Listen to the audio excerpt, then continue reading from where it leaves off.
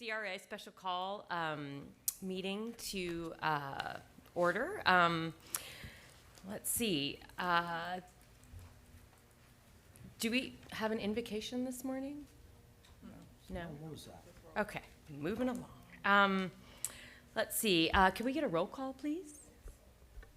Carlson, Vieira, Maniscalco. Here. Citro, Goods. Here. Miranda. Here. And Hurtak. Here. We have a physical quorum. Okay, and I've been told that Councilman Vieira will be here at 9:30, but traffic is a bit much today. So,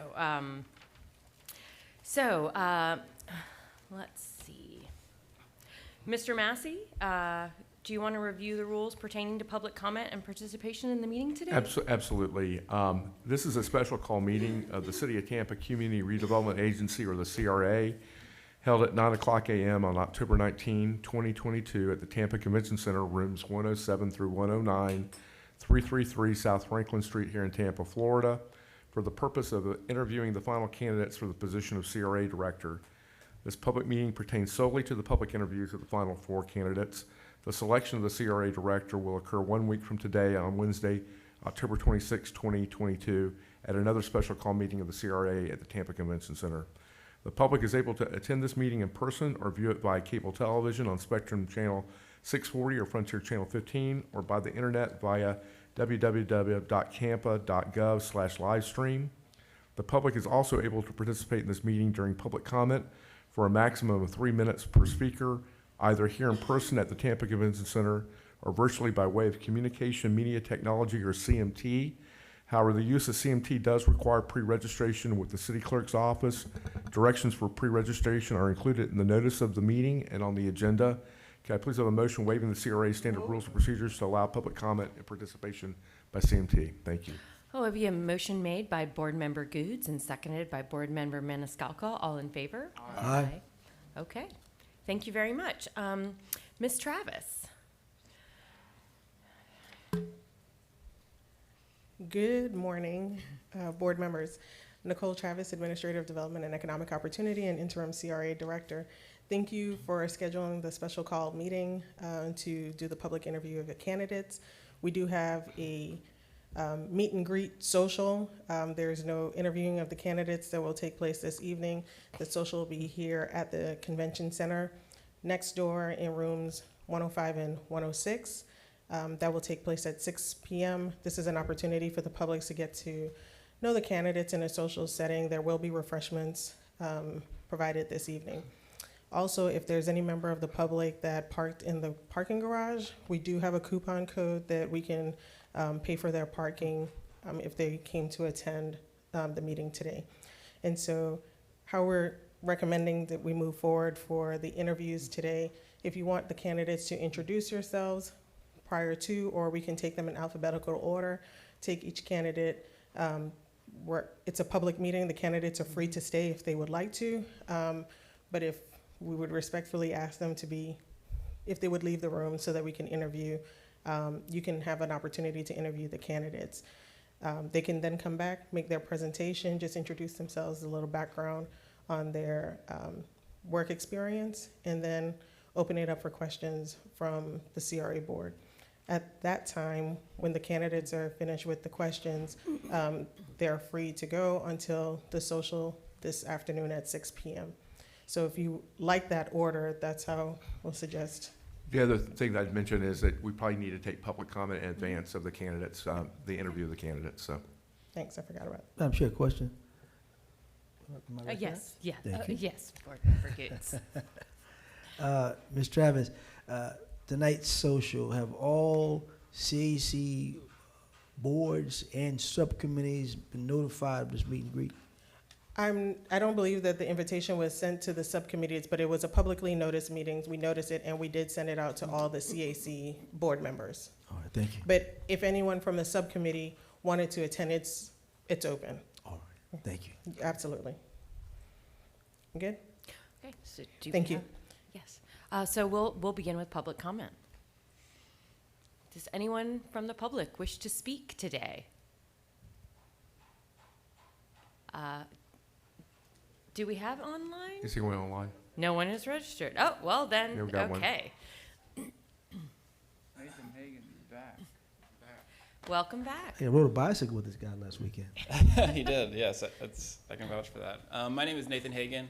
I'll keep it short. I'm not super engaged in the CRA process, but I just want to emphasize, as we do these interviews today, there is a role that the CRA has with affordable housing, and this is a monumental crisis we're facing right now that requires a whole government response, and I hope that that's considered, and the attitude that any director would have towards rallying these different parts of our city towards addressing this crisis. I would be very grateful of that. Thank you. Thank you.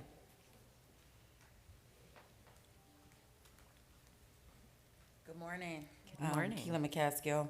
Well, I'm excited to be here. We're at this point in time where we're getting the replacement of a CRA director, and for me, it's a big deal because in this role, we've seen where East Tampa is today, and we know what it is in terms of a CRA.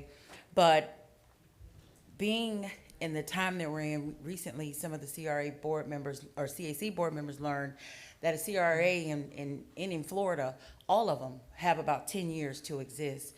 And so there's a sense of urgency with this new director, not just because East Tampa is a marginalized community, but because we only have 10 years to do whatever needs to be done. So we've seen what the lack of experience, the lack of competency, the lack of political will, the lack of willingness, being lazy, what that looks like, because we've seen that for this last director and the last staff, what have you. So this new hire, it's so important that they have the willingness, they have the desire, they have compassion, they have passion to see East Tampa grow into have an economic development engine, have housing, the appropriate amount of affordable, not affordable, mixed, the retail, just a sense of community so that it could one day be self-sustained, especially since there won't be any more CRA involvement. So, just looking at some of the candidates, I know they can do it. It's just which one is tough because which one is the right one, but somebody that has all of that in addition to the experience. And that would be a complement to the leadership, the leadership that's already in place. So you have Nicole Travis that brings exceptional leadership to the Tampa as a whole, but particularly the East Tampa. And then you have an Elise Drumgo.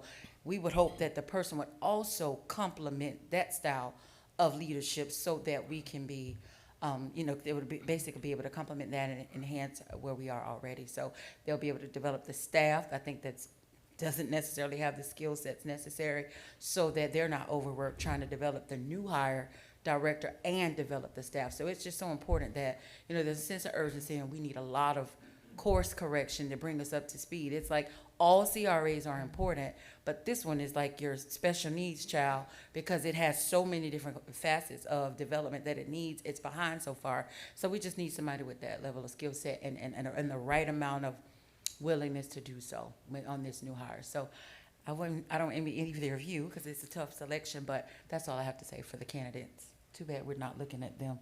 Thank you. Thank you. Does anybody else want to make any public comment?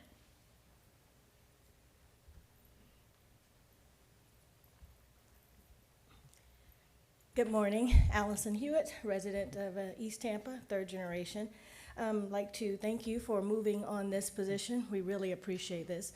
And I'm asking that you consider, when you're considering the candidates, one, as I learned at the FRA conference, when the East Tampa, if you vote to extend it, only has 10 more years for their lifetime to be a CRA.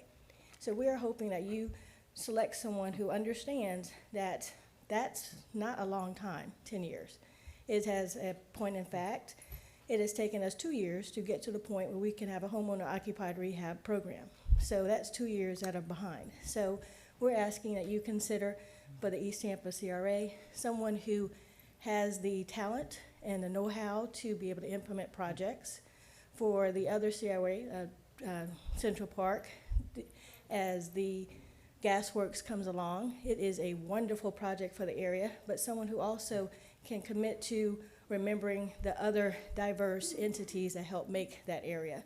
The Haitian community, the Italian community, the African American community, so we can make sure that we are developing all areas of that arena. And for those in downtown and Channelside, which are the poster child of why and how a CRA can work, to be able to make sure that as they are transitioning to their growth, that they do it in a fair way, in a compassionate way for those who are still in those areas who might not have enjoyed the robust and extensive birth over there in downtown and Channelside. So it's not going to be an easy decision. I've seen some of your choices, and they have a significant skill set.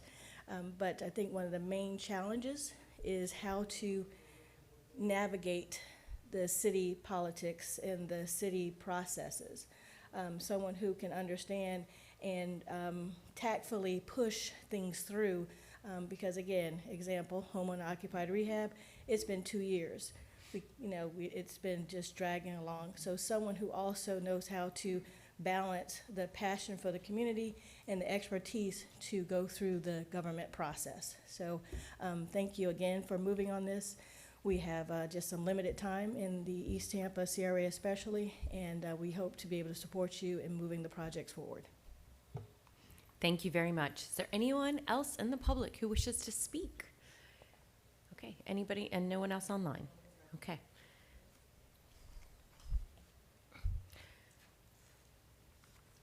I also wanted to make mention in the public record that Board Member Carlson has joined us. Thank you. And so with the conclusion of the public comments, we'd like the candidates, if they're willing to excuse themselves from the room, we'll start with Jeffrey Burton and go in alphabetical order by last name. The other candidates can go to the waiting area that they were in or to the rooms next door. Dee is out here. They can escort them out if they are willing to go. And just emphasize this is totally voluntary, so if you want to remain, you can. No. Madam Chair? Yes, Board Member Goods. Let me first off by thanking Ms. Travis for putting this together at short notice. I know it's very time consuming with all the duties that you have and some of the other staff that you pull from the other administrators, some of the executive aides to do the interviews yesterday. So let me just publicly say thank you for putting this together in a short period of time. Absolutely, it's our pleasure. We wanted to make sure that you understand that this is your process to hire a CRA director that is the right fit. It is your process. And at the end of this, whatever that selection is, next week we'll have that discussion and we can talk through that. Yes, Board Member Carlson. Just to add to that before you start with the actual work. We gave you the general direction on a process, but you and your team put together an incredibly professional, thorough process. So I appreciate everybody because, like Elise and several other of your staff members sat through every interview, and that was all very helpful. So thank you to your whole team. Thank you very much. Again, just a reminder for anyone from the public that did park in the parking garage, if you need a voucher, the voucher code, come see me so that we can waive your parking requirements. With that, your candidate, Jeffrey Burton, I'll let him come up here, and Jeffrey can start by introducing himself, giving you some work history, and then we'll open it up for questions. Good morning. Thank you for having me here. My name is Jeff Burton. I've been a CRA director for over 10 years, with that 10 years of experience as a director. Also 4 years as an elected official over a CRA, and then also just about a year working here in the city of Tampa with 4 out of your 8 CRAs. My background is I was born in the Tampa Bay area in Manatee County, attended school locally, and went to USF for my bachelor's in economics, my master's in public administration, and my PhD in sustainable redevelopment. Other than that, if you have any questions, I'll be happy to answer them. Also, just recently became the past president of the Florida Redevelopment Association, and I'm certified as a redevelopment administrator with them. Okay.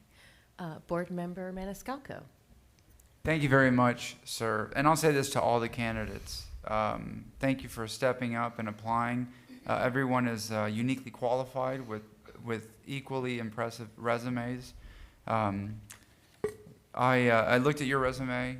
I met with you yesterday. We spoke at length.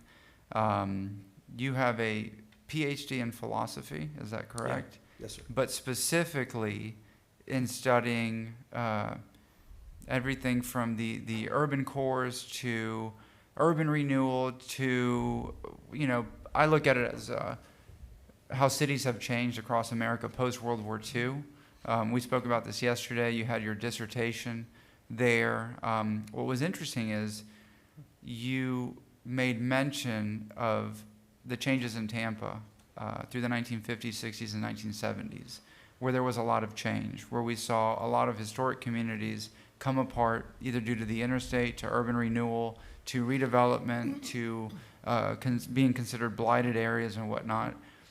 I've always said that it's important to look to the past to build towards the future, and understand the good and the bad, the mistakes, the decisions that we've made in the past before many of us were born, and learning from those and the consequences that we face. Communities have changed. Tampa has changed in the last half century plus. What I appreciated yesterday was seeing that you've made this part of your life and your career in studying Tampa. I don't feel that it's absolutely necessary and critical that the person needs to be from Tampa, but the person should have an understanding of our city or be willing and open to learning our city. As you know, we have multiple CRAs. East Tampa is the biggest one, and East Tampa, in my opinion, is the one that needs most help. We've seen the CRA's success in downtown in the Channel District. West Tampa being a newer CRA, we see the successes there, but East Tampa historically being, in my opinion, forgotten, and which needs the most help, being that it is the largest, but at the same time you go east of the east of the interstate, not the internet, east of the interstate to the city limits. It's such a, I don't know, there's so much opportunity there. And what we see from public comment is a lot of people that live in that community are asking for help. Why is it that other communities are succeeding? Why do we have stronger middle class in other parts of the city, but we don't have that equity all throughout, where East Tampa deserves, being that it's the biggest CRA, East Tampa deserves the same respect and investment that other CRAs that have succeeded and flourished so much. So it's not so much a question, it's a statement, but again, an appreciation that, you've studied this, you've studied communities, not just Tampa, but all throughout Florida, and you understand the consequences of decisions that were made in the past, but also how we can move forward together and make better decisions in lifting everyone up. So we have equity across the board for everyone in our city. Thank you. Board Member Goods. Well, Mr. Burton, How are you good to doing? see you again. Yes, sir. As you know, I'm a candid kind of guy. I shoot right from the hip. I have a few questions. What I want to know, what's wrong with Tampa's CRA? That's what the question that people want to know. Others are thriving, others are not. Well, in my mind, I already know the answer. Being a retired police officer in the city, no one gave a damn. And I know that because it never moved. So what is the problem you see with our CRA as a whole in moving East Tampa? So for the last almost year, I've had the privilege to work here in the city of Tampa and listen a lot, listen to all the different stakeholders from the board all the way down to the community. And I will echo Councilman Maniscalco's statement about knowing the history, because first of all, where I come from, we have an East Palmetto, which is very similar to East Tampa. And the one thing I know about East Palmetto is that I have never lived on the east side of Palmetto. I've never lived on the east side of Tampa. I cannot claim to have a firsthand knowledge of the culture, the history. But what I can do is respect that culture and history. I can learn about it, which I have done through my studies, learning about the urban renewal in the 1950s, learning about Progress Village Park and the movement out, learning about Central Avenue and what Central Avenue was, why it existed because of Jim Crow laws, how it was built, why it was basically destroyed. I will tell you this, that growing up in the Tampa Bay area, I look at Channel District, and it is a poster child for redevelopment. It's the finished product. my grandfather was a seagoing tug ship captain, and we would deliver him to the port when I was a child, and you could see what, and you all know what Channel District was. It was a maritime industrial plant, and now it's something that's completely different, and it's been redeveloped. Speaking directly about East Tampa, first of all, I've looked at the longevity of all the CRAs, all 8 of them. We shared all that with you yesterday, and East Tampa is due to, because of a 2014 agreement with Hillsborough County, is due to wind down in 2034.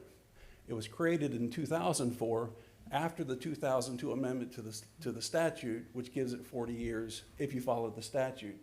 But this is a chartered county, so you have an agreement between the county and the city. I've also stated that out of all the CRAs, out of all 8 of those, that's the one that we need to start working on now for, if we want to, if the board chooses to, on an extension. We can go to 2044. We'd have to sit and talk with the attorney about that 2014 amendment to go back in and adjust that. I believe that because it's East Tampa and it's in the current state that it's in, that would be the easiest of all to extend. I think that has the strongest case. Why isn't East Tampa moving forward? To me, it's simple.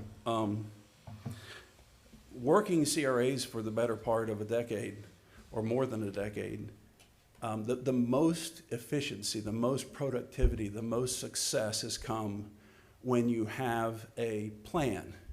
That plan is required by statute, the CRA plan, the CRP, as you call it in Tampa. Those plans should be updated, in my opinion, every 7 years. The statute doesn't say that, but the state tells cities and counties across the state that you have to update your comprehensive plans every 7 years. It's called an evaluation and appraisal report. Our CRA plans must comply with our comprehensive plans. So in order for them to comply, you have to follow as they follow. If they change, you need to change, and that's why I say 7 years. As part of the document I gave you yesterday, I dated all your CRA plans. Your East Tampa CRA plan is a 2004 plan.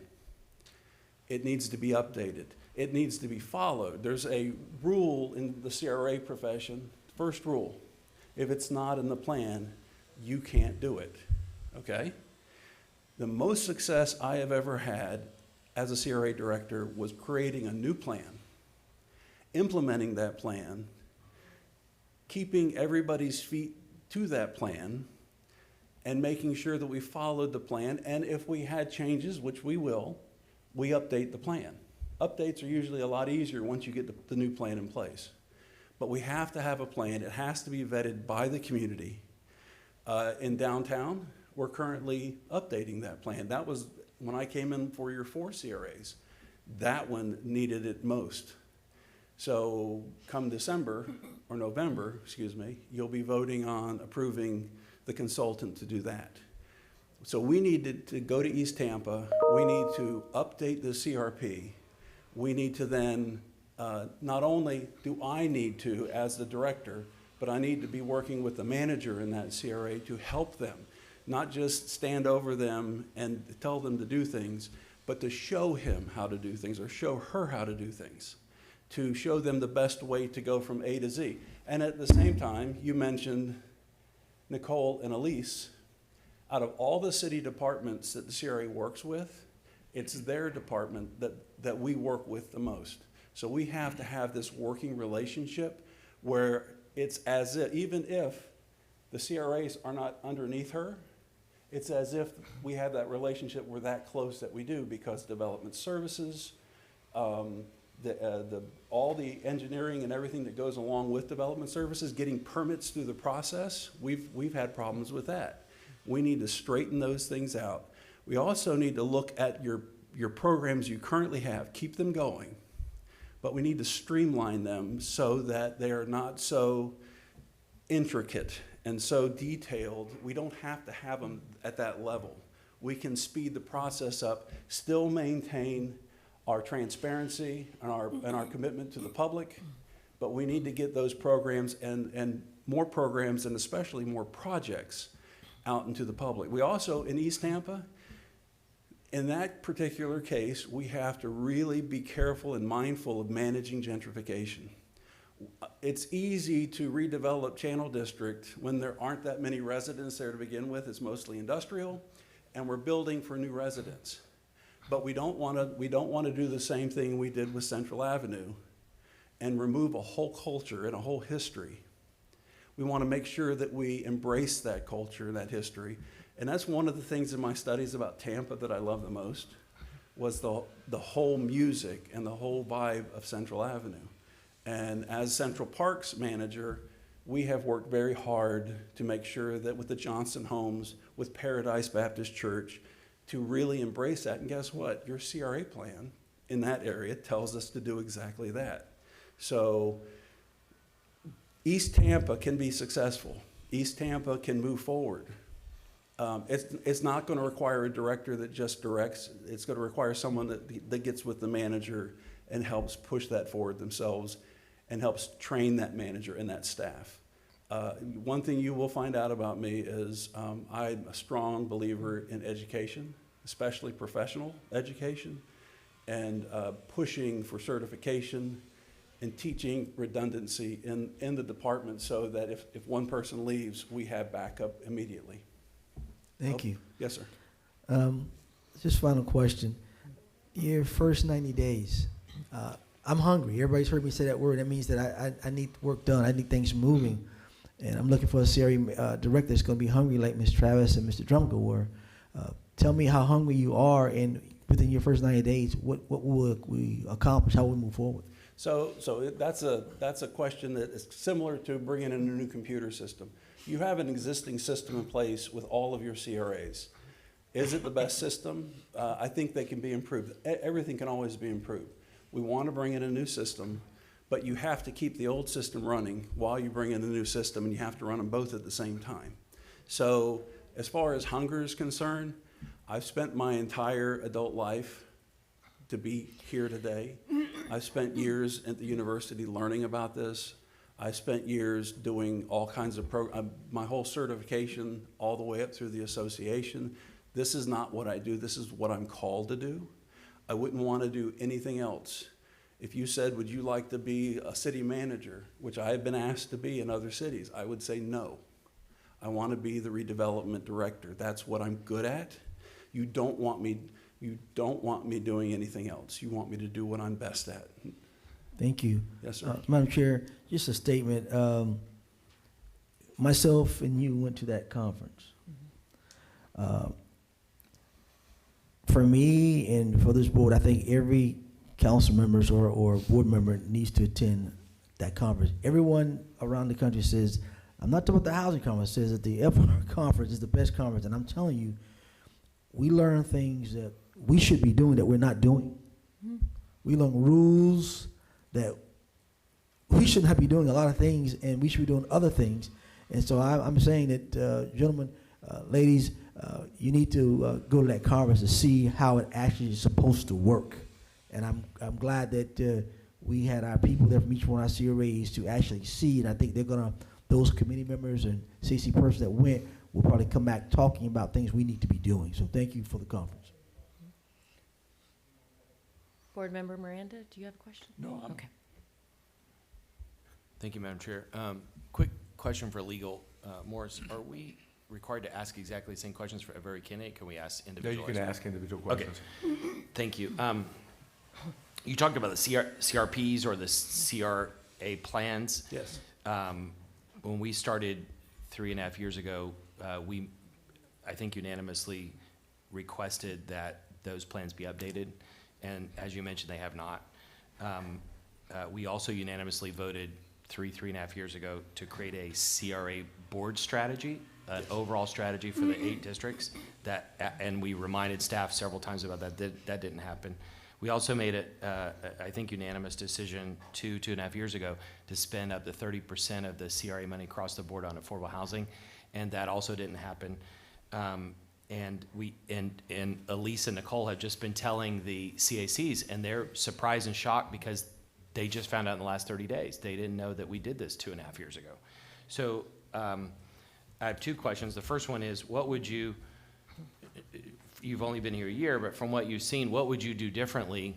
And how would we, obviously you've got a lot of great background. What would you do differently to try to actually get things done? So first of all, when the board makes a decision, one thing I have learned in Tampa is when the board makes a motion, and this board tends to make a lot of motions, they are written down. I've watched this happen firsthand. Some of the motions were brought to us, for instance, the 30%, up to 30%, you wanted a plan, up to 30% of the increment revenue to go to housing. So my first step as a manager was to look at all 4 of the CRAs that I currently manage and look at their plans and determine, is it in the plan that we can do any type of housing? And 2 of the plans were yes, and 2 of the plans were no. So the first thing I would do is, in a situation like that, is make sure that the plans are all in alignment to do the things that the board wants to do. The plans are not there to be restrictive. They're there to expand on what the board wants. We talked in a class that I taught about the word may. Use the word may a lot in those plans. That way the board can decide whether it wants to do it or not do it. You know, you never want to use never, but you shouldn't use the word should or could or would unless it's really something you have to do. When it comes to what the board desires, I was asked, am I willing to say no to board? And I said yes, especially if it's something that's not right. But at the same time, I'm the person you can come to see if we can do it, and if we can do it, we need to make adjustments in our policies. But the question is more like, how would you actually get it done? And maybe have some insights into why it didn't happen, but so these are things that we voted on, and there are more than just these. But we voted on them, we said we want them, but it just didn't happen. How would you make sure that it gets done? Well, make sure it gets done. I'd have a policy with my staff that whenever the board made a motion, that was a valid motion to make according to the statute and the plan, that we have those committed electronically using Teams or using Outlook to make sure that we document these things and we set a date for them to be brought back to the board, even though the board usually gives us a date to bring them back, and make sure we meet those calendar items. When it comes to the 30%, the interesting thing is that as soon as it was brought to our attention, especially my attention, I started sending feedback back to the director and Elise on different ways that we could legally move those things forward to get back to the board so you know that it was being worked on. So what we would do is we would listen intently to what the board's motion is, the majority of the board. We would document that. We would keep it on a timeline. We would use either Microsoft or another product to do that, and then we would keep a calendar of it and make sure it gets back to the board at the proper time. Second related question is, Board Member Maniscalco went through your education, and you obviously have a lot of great education, economics, public administration, philosophy, and then you have experience. Can you give us some examples, though, of your leadership? Were you able to decisively push through whatever the noise was and get things done? The first example I will give you is when I first came to the city of Palmetto, they were in a similar situation. They had a plan from 1993 for their CRA. The plan needed to be updated. I wrote it myself because it would just be easier to do it in-house. It's only a $5 million CRA, so it's not like downtown or Channel District. And it's not 8 CRAs, it's just 1 CRA. So wrote the plan, getting the plan through the system, and this was in an uncharted county, which makes it a lot easier. It was harder to get my board to approve a new plan, but in the end, we brought forward a number of different cities like Satellite Beach, Florida, Daytona Beach, Florida, Bradenton, Florida, that had been audited by the state, and showed them that one of the audit items was that you need to have your plan updated. And in fact, we showed them what it cost those cities to do it. Just by providing the board the truth, explaining to them why they need to do it and what happens if they don't do something, That seemed to push it along quite well, along with working with the attorney. Other items, I have had multiple projects, redoing a complete waterfront. I have a project that is currently being done when I left, where we remediated a city brownfield site and turned it into a park that also pre-treats stormwater. It's down the street from one of the city council members' homes. He fought us the entire way on the project, but luckily for me, I understand boards, I've sat on boards, and he was one voice, and he was a single voice. So yes, we were definitely chastised by that board member for doing this project so close to his home, but the rest of the board wanted the project done. One of the ways we got it done was that FDEP came down to the city. They had been working on addressing that site since they bought it in 1998. They never did anything with it. The CRA had experience with brownfields. We told them we would take it on. We would pay for the remediation. We got 75% back in tax credits, which we sold. We got a $200,000 EPA grant, which we got tax credits for, and made $150,000 on. So we just work hard, but at the same time, it's about authority, and this board is the authority. And if the board says we're going to do something, as long as it's statutorily correct and in the plan, and I'm going to look over here to the attorney and say that we want to do this, and we're going to agree on this, or we're not going to agree on it, and he's the legal authority, then we move forward. And we move forward with all expediency. And we also try and layer so that we're not just getting one item for our dollar. If we can find grants, if we can apply other funds that we can go after, like state revolving loan funds, then we will do that so that we get the most out of our redevelopments. And that's the difference between what's been done in the past and what we're talking about now. Sorry, do I have time to ask one more? Did I use my? Sure, yeah, I mean, Just cut me off. Tim, I don't believe in that time thing. You just ask what you need to ask. One other quick question.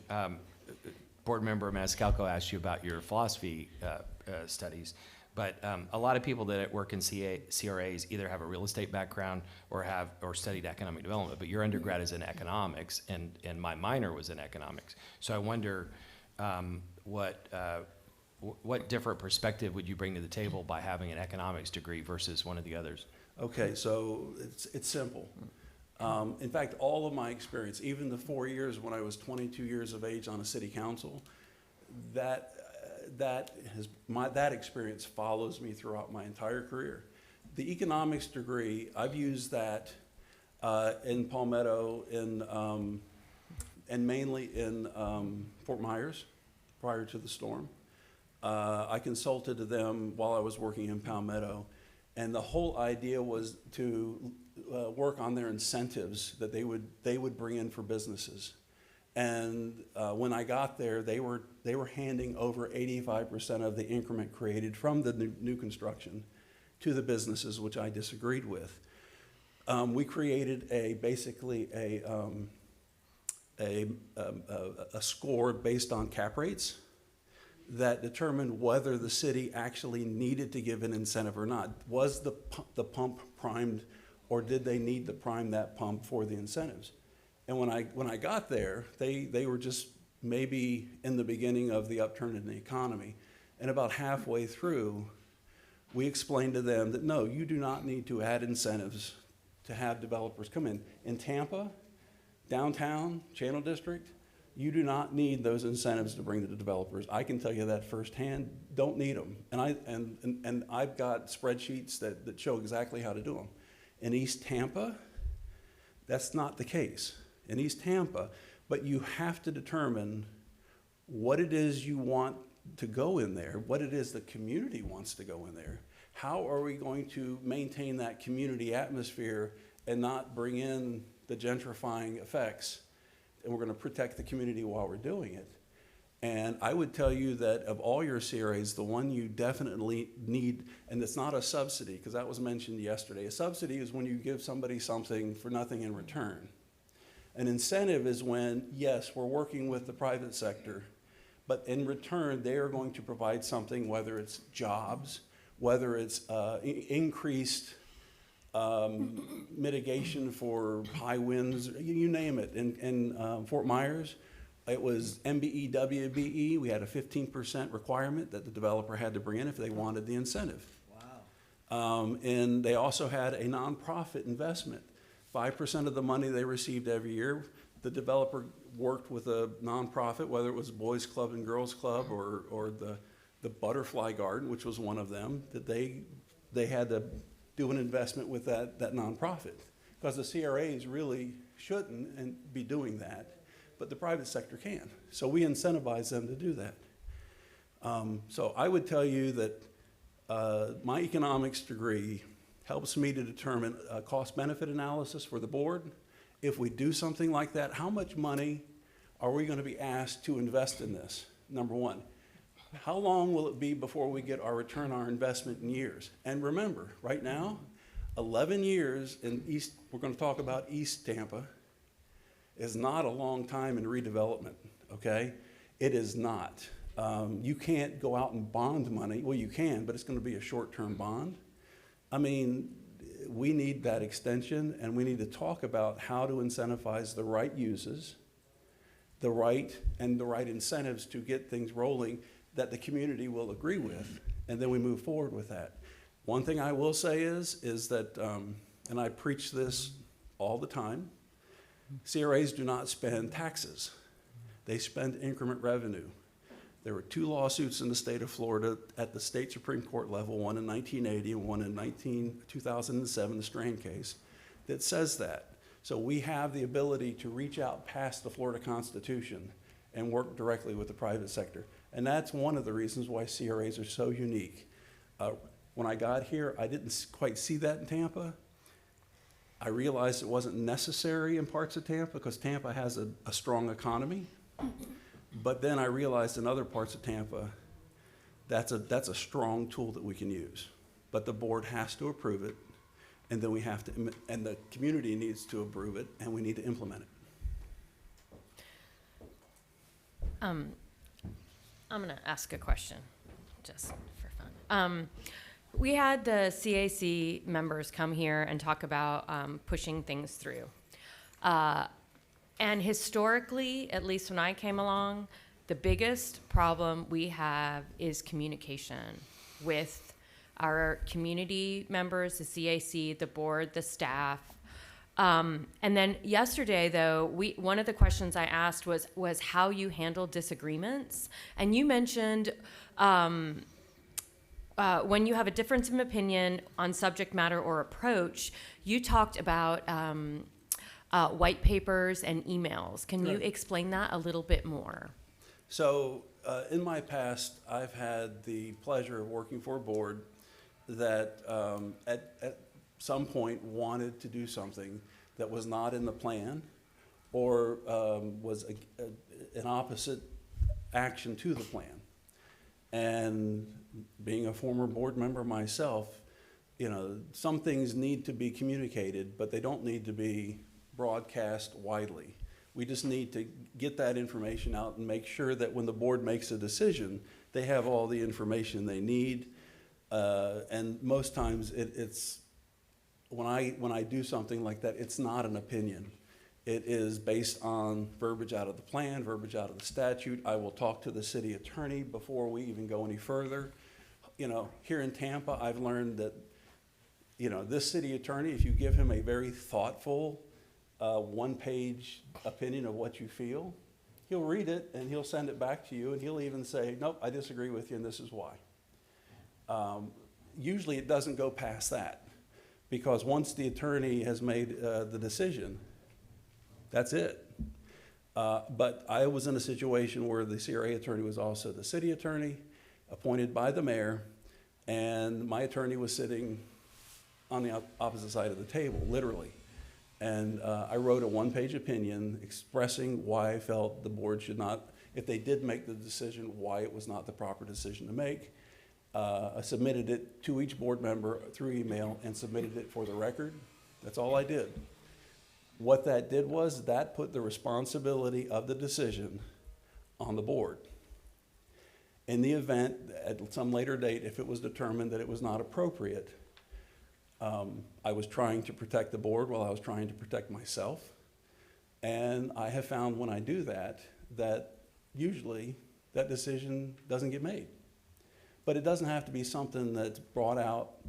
It just needs to be communicated, educated. And like I said, I have not had that experience here. I have found in Tampa, if I have an issue and I communicate with the attorney and I give him all the information he needs, he will respond back with he'll read it and come back and say, I see where you're going with this. In fact, the one time we've done it, he told me I was wrong. And I'm like, he taught me something I didn't know about 2019. So, and it stopped right there because that's the attorney and he's the legal expert, not me. I'm not an attorney. But how do you push things through? When you have a disagreement, you're going to disagree with us, you're going to disagree with the community. How do you get us all to work together? That comes from communication, and it usually comes from compromise. When I look at the board, I see votes. I don't see personalities. I see how many votes are supportive. It's not hard to read the board during a meeting. You communicate very well your positions. If the board, for instance, I brought up at one meeting, don't get mad at me, Councilman, the word pace. It took me about 2 seconds to understand that that was a place that I do not go. Whether I agree with it or not, doesn't matter. The board is the ultimate decision. And later on, if I have an opportunity and time, and you have time to sit down and go over PACE and other types of products that could bring alternative energy to the city, I'd love to do that. But it's not my opinion that matters. It's the board's decision that matters. My job is to make sure you have all the information. The community, that's where the CACs come in. And the managers work with the CACs, I work with the managers and the community, and then we turn around and present it to the board. Does the board always side with the CACs? No. I think there was another case where we brought forward a $3.6 million purchase of a piece of property. It was obvious that the board was going to vote for it this last time. That's exactly the message we got. When I went back to the CAC and said, they want to buy another piece of property, I said, you can try it. I'll send it forward. That's my job. But I guarantee you that board is probably going to vote against it because they told us at the last meeting that this was the one time they would do it. They don't feel comfortable purchasing property at that level. So it's all about communication. It's also about education. I don't know everything there is to know about CRAs. I know a lot. But if I know something, I need to make sure you're aware of it, that the community is, and by the time it gets to me to come to the board, that it's been vetted in the community. For instance, the Jackson House. Yes. I have multiple ideas on how to help resolve that problem, but after talking with the owners of the Jackson House who do not want to move the house, most of those ideas went away because we have to stay with that piece of property. So we continue to work with the folks at the Jackson House, keep the board informed. We moved $1 million into the budget and it will stay there. And we just have to keep working it. And at the same time, we inform the people that own the house. At some point, you're gonna need to make a decision whether to sacrifice the house or we need to consider maybe moving it. And they said they weren't interested in that, and we respect that. But at some point, if we want to save that house, we might have to do something that they don't want to do, that we would not really want to move it from its original location. But in order to save the heritage and the culture of that house, we might have to help them make that decision. Yes. Sorry, this is a discussion for another day, but I also said in that meeting, I'm 1,000% against moving it because I agree. at least half the story is that African Americans could not stay in white hotels and they walked across the street from the and so an example, the motions that we made and we all approved, there were 3 or 4 alternatives, and we haven't had a CRA meeting in a month, but I expect at some point soon we're going to get some more answers as to what our offers were. Are we offered to buy it We offered to buy the land next to it, and I forgot what the other one was. We offered to start the process to rebuild it in place, but all Right. of them required keeping it there. Right. And I think ultimately the decision is that the foundation that owns it is going to have to it is going to have to sell it to us, or it's going to fall down, because only the city can do the things we need to do to save it. But that's a discussion for another day. But to answer your previous question about what would I do in order to get things moving forward, as soon as those motions were beautiful motions, by the way, because it gave us the ability now to move forward and talk to them. What did we do? We sat down, we had the meeting, we talked to them, we asked them all the questions. We even threw in some alternatives of, did you think of this? What would you consider that? And we listened to what the group said, and we said, okay, we have the information we need. We will go back to the board and communicate it. And at our next meeting, I'm sure we will communicate it.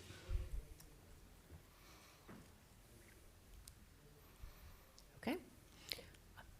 Thank you very much. Thank you. Thank you. Glasses.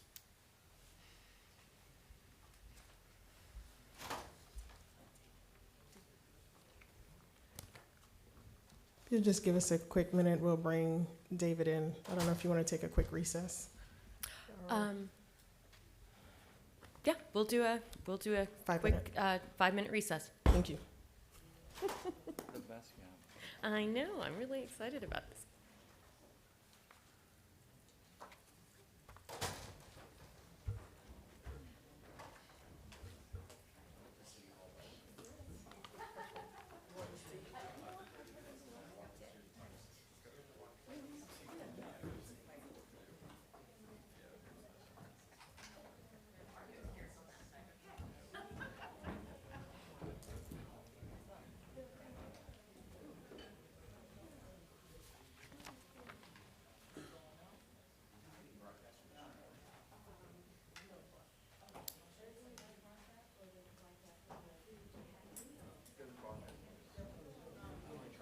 Morning, how's it going, mate? Thank you very much.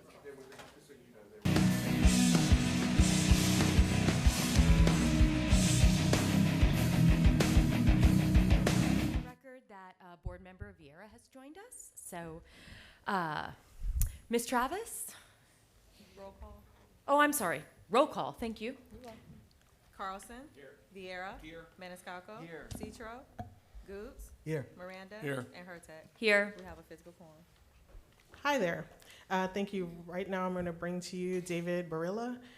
He's going to introduce himself and then open it up for questions from you guys. Thank you.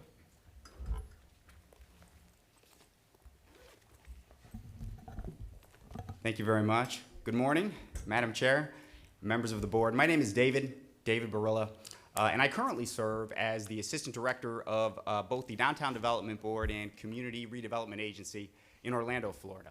So I have had the pleasure of working with that group for just over 12 years, 10 of those serving as the Assistant Director, where holistically we have over 5 CRAs that come under my purview. They really function as 3, 2 of which are kind of the term we work on autopilot because they're very focused in their context. But our downtown, which is comprised of 3 different CRAs, which we overall manage, is focused on all things. Everything from affordable housing to a clean team that makes sure it is presentable to all who choose to visit. So as I mentioned, when I originally started there, I came in as an economic development coordinator. I was fortunate to have the opportunity to grow. To a large extent, I target that on my initial outtake when I got to that position was energy and getting things done. And I think that was noticed when this position came available. So I was fortunate to have that opportunity and have continued in that as such. Prior to that, my background has been in commercial real estate.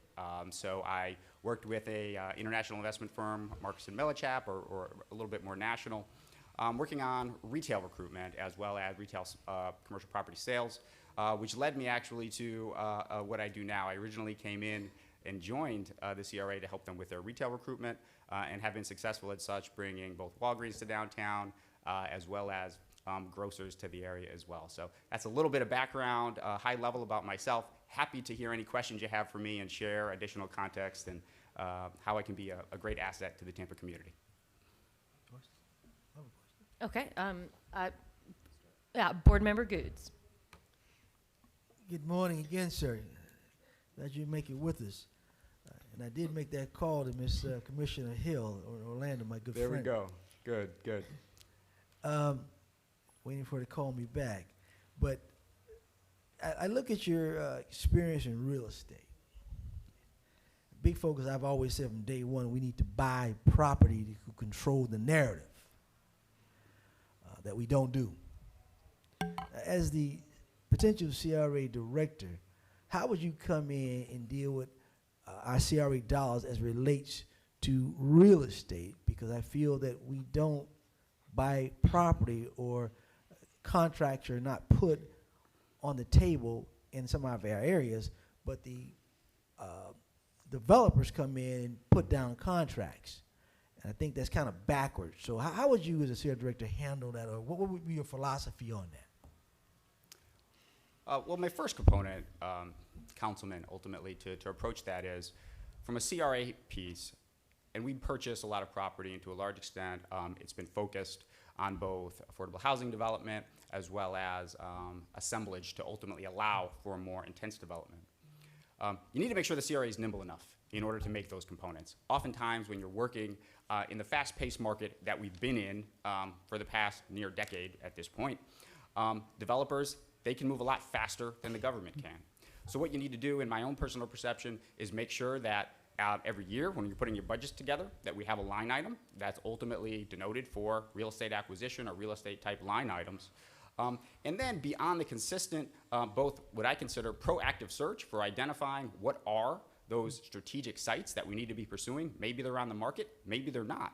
But if they are, make sure we have our opportunity to analyze them, doing our due diligence, making sure there's not issues that we're unaware of, and then bringing forward fast and appropriate purchases with the context of having a goal in mind, whether that is to assemble the site and we're looking at acquiring more to get larger developments, or vice versa, if there's a specific targeted development in mind. I think that needs to be cultivated and brought along in that process. But I think they need to be consistently managed and not just necessarily waiting for those right opportunities to come to play. It needs to be an active process and a continual process to make sure that when those opportunities come up, we're either creating them or we're the first at the table. Second question. CRA does have capital, but I notice with our CRAs that we don't leverage that capital with other banks or other institutions to be able to get a more bang for our buck. Are you familiar with any institutions or the philosophy of trying to deal with other outside sources besides our CRA as a funding source, or to be able to help what I say our small hanging fruit with our minorities in certain communities where banks don't lend to them? Because a lot of times we can have a grant, but a matching grant, they may not still can have the dollars on hand to be able to match the grant to even get any projects. So have you ever had any ideas of creating anything in that magnitude? Yes, I have. So specifically, I can speak to a program I think we spoke about a little bit yesterday, where we're working on single-family affordable housing, ultimately in our Paramore community, which is a historically African-American community. When we set that onset to do that, there had not been single-family homes built in that neighborhood in over a decade. It's not for lack of effort, but it just would not be successful. Ultimately, I led a program to deliver the first homes that had ever been delivered there, and then ensure that they were delivered to affordable home buyers as well as mixed income home buyers. The way we were able to do that was through partnerships like you mentioned. We were actually able to bring 3 different groups to the table so that a applicant, a potential home buyer, could purchase one of these homes for as little as $1,000 down. How we did that is we partnered both a new CRA program that offered down payment assistance. We made sure, working with those different institutions, figuring out what position they were willing to be from the mortgage perspective. Some were only willing to go to second. We had to convince some to go to third. We volunteered to go fourth because we knew we had to make the commitment to the area. So we not only layered our own down payment assistance, we brought in some county financial assistance, also looked to a program with the Wells Fargo Lift, which was available potentially at the time to bring in additional assistance as well. So we were very fortunate in that context. It's a program that we still manage today. and has been very successful for that community. But you mentioned to me yesterday about you were able to get an international bank or something like that to that effect, and that's what I hear even at the CRA conference. They talked about other lending institutions. So I want to have a director that can be able to know or have some knowledge of these institutions to be able to help those who cannot get money to either start up their business, be able to work on their business, and that's what the conference session I sat in about these banking institutions. So that's what I know. Any experience there or the knowledge of that? Yeah, so the specific project that I spoke to yesterday was with a international banking institution that had foreclosed on a mixed-use development that was in our downtown. And actually, it was one of my first assigned projects when I came on to the CRA. And as you can imagine, that was in the Great Recession, and a lot of things were not being finished. I was successful in working with them, and that project did get finished. We had to renegotiate a very complicated amended and restated incentive agreement that went to a lot of different things, but ultimately got the project done and brought that to fruition. As far as leveraging relationships and being knowledgeable about components that are available in whatever area it may be, whether it be for residential, whether it be for small businesses looking to start up, yes. So I also am on the board for what we call MEBA, which is a Minority and Women's Entrepreneurship Program, where we offer $40,000 grants to businesses for startup costs, again, specifically in our Paramore neighborhood. And to a large extent of that, I worked with the team on revamping that program, was making sure that we had the approach to pair those businesses with a financial consultant that the CRA would pay for, that would guide them and basically help them put the business plan together so that then we could bridge them, bring them to banks now with much more information than a traditional small business and startup would have, to allow them to leverage those opportunities and really get the funding they need and leverage the funds that we have to make an even more of an impact.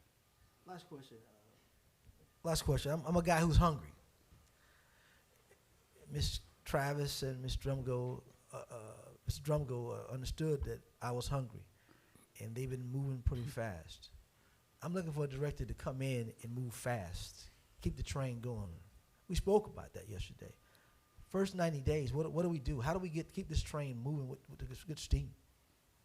Sure. So, absolutely. I think, tenacity to that extent is something that I thrive on. I think I have a lot of energy, and I'm hopeful that becomes apparent in people that interact with me. How I approach that in coming into, or how I would approach that coming into this organization.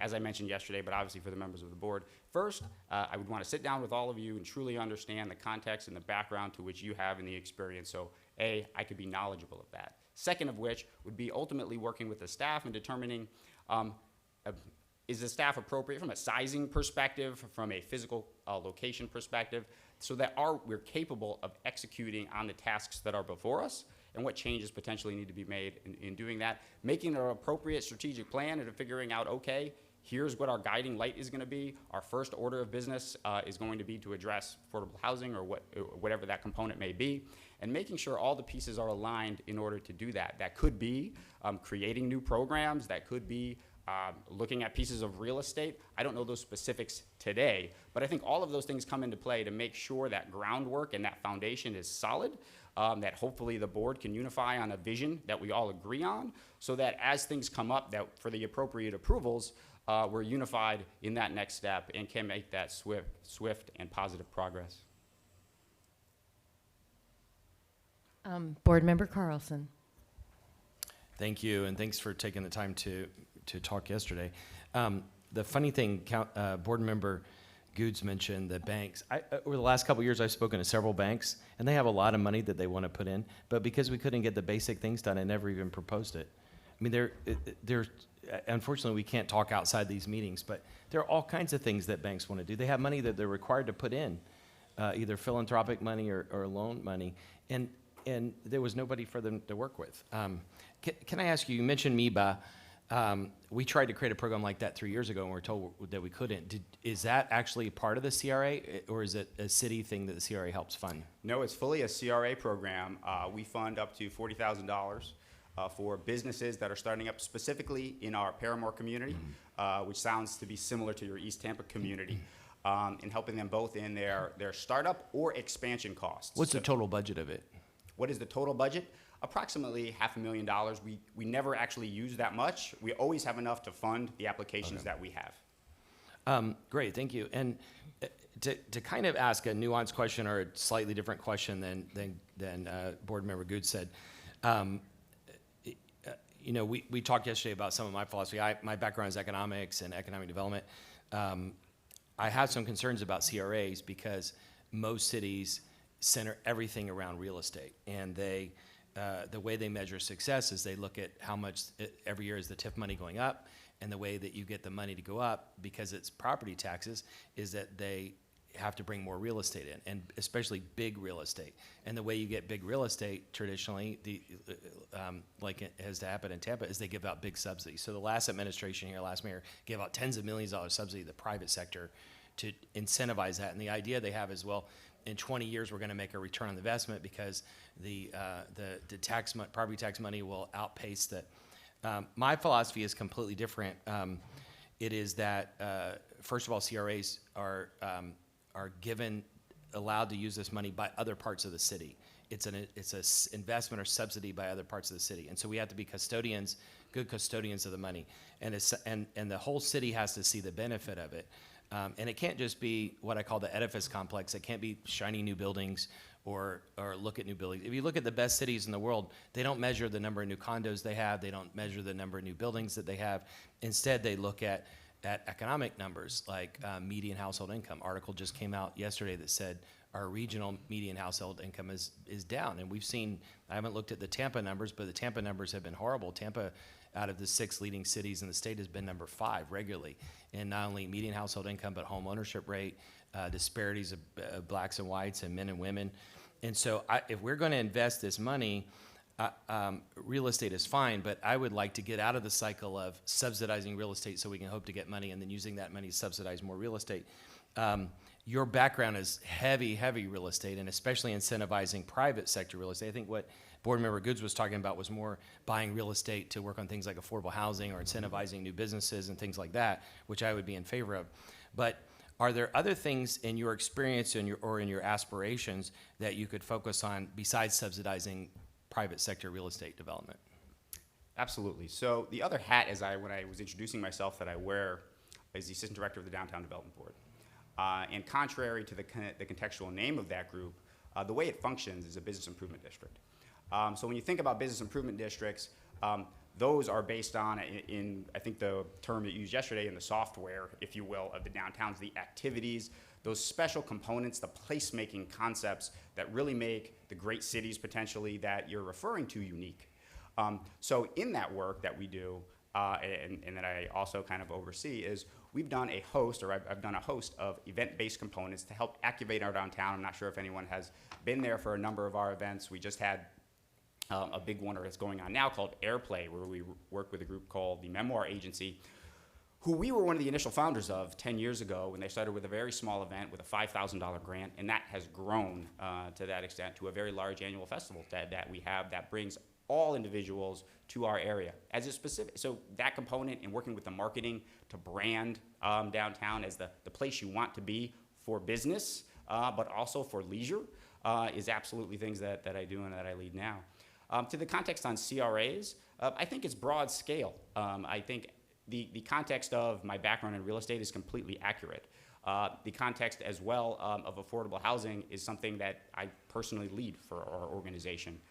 So both on a infill component and making sure we have infill home ownership opportunities to allow families to build nest eggs and have retirement accounts, to the traditional approach, which is working with low-income housing tax credit developers and ensuring that we have, in one specific situation, we worked with a land trust actually out of this area in order to do that, partner them with a developer, and others working with people more locally. Could you, and sorry to cut you off because I could listen to your answer for a long time, but could you, I know my colleagues want to ask a question. Could I ask you also, could you give us one or two short examples of of where you've demonstrated leadership, where you faced adversity, where it looked impossible or difficult to accomplish something, and you were able to lead and push through and accomplish the goal? Sure, happy to. So it's very unfortunate in 2015, 2016, Orlando was the victim of the Pulse terror attack. And in that time, the mayor had decided to put together a task force to galvanize internal city resources to really address the terrible component that was happening in the community.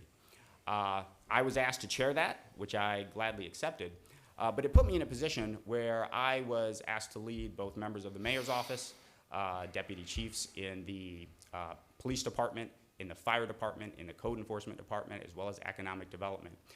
So we had a lot of different personalities and people in the room, all of which great people. The charge that I was given was to bring Orlando to the forefront of what we now call the social economy management and structure.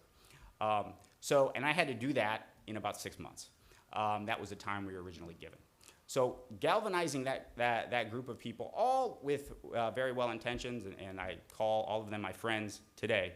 As you can imagine, getting all their individual inputs on a very unique component amidst the time where the world's eyes were on Orlando was very unique. It was challenging. I ultimately wound up galvanizing a group of community members as well, and working with a consultant along a process that I presented to council later on in that year, and were successful in both recommending a structure that we now have there, where we actually have a permanent position that works with the social economy. That person works directly under me. We also have a group of community members to be that sounding board, and brought Orlando at that time to be one of the, I think we were the 6th in the entire country to have that type of structure, and have gotten the appropriate attention in being now a leader in that realm in appropriate social economy management. So, 2 more quick questions.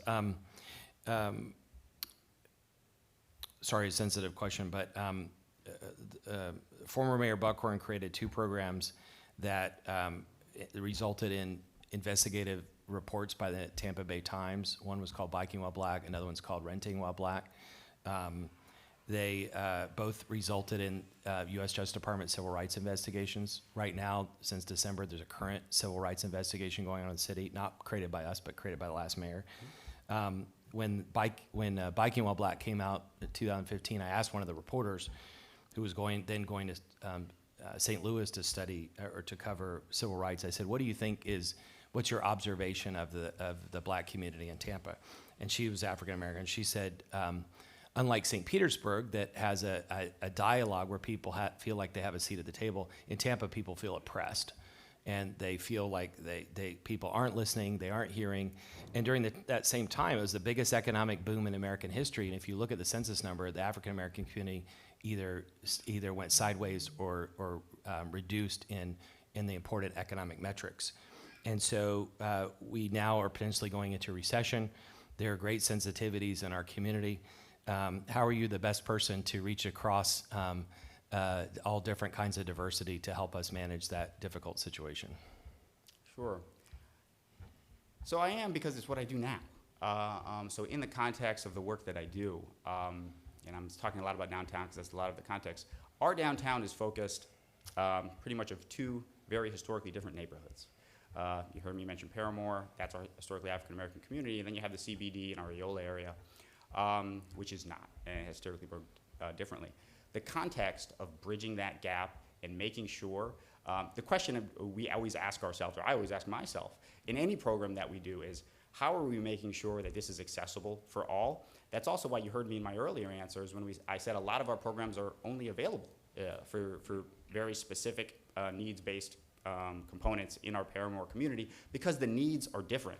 So I'm the right person because I understand that context, that you have to approach each individual situation with the unique context that addresses those issues, making sure all the people are at the table. We all, I think most people are confident in what they all know, but ensuring that we have a seat at the table. In fact, I'm leading a process now known as Project DTO 2.0, stands for Downtown Orlando. But as the consultants proposed it to me, I went through the process with them and worked with them to reshape that proposal to ensure that we were using the JEDI principle, which is justice, equity, and inclusion and diversity throughout the entire process, so that, again, as I mentioned before, through every step that they were taking, that they were ensuring that everyone was accounted for along the way. Another quick question.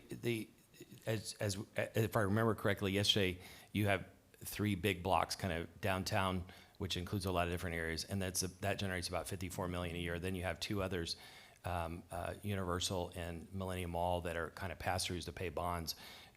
So the bottom line is that ours is like 45 million right now, so yours is a lot bigger. Why would you come to Tampa instead of working on a bigger one? Sure. I think the context is nuanced in that. Obviously, I'm an assistant director now. This is an executive director position. There's an opportunity for advancement for me. That goes unsaid.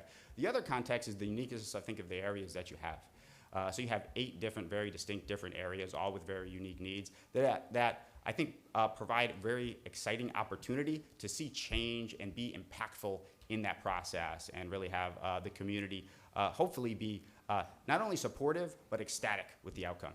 One other quick one, if I may. As I remember yesterday, you report to the mayor. In this case, you're going to be reporting to the CRA board, which is not city council, but the CRA board. We talked about a little bit about this yesterday.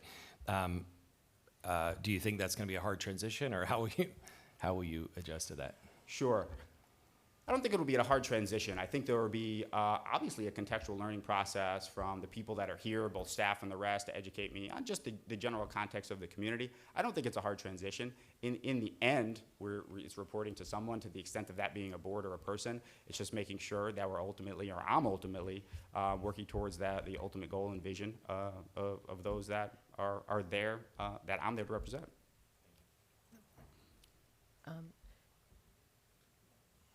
Okay, Board Member Goods. I didn't want to go there today, but, you know, sometimes we have to, you know.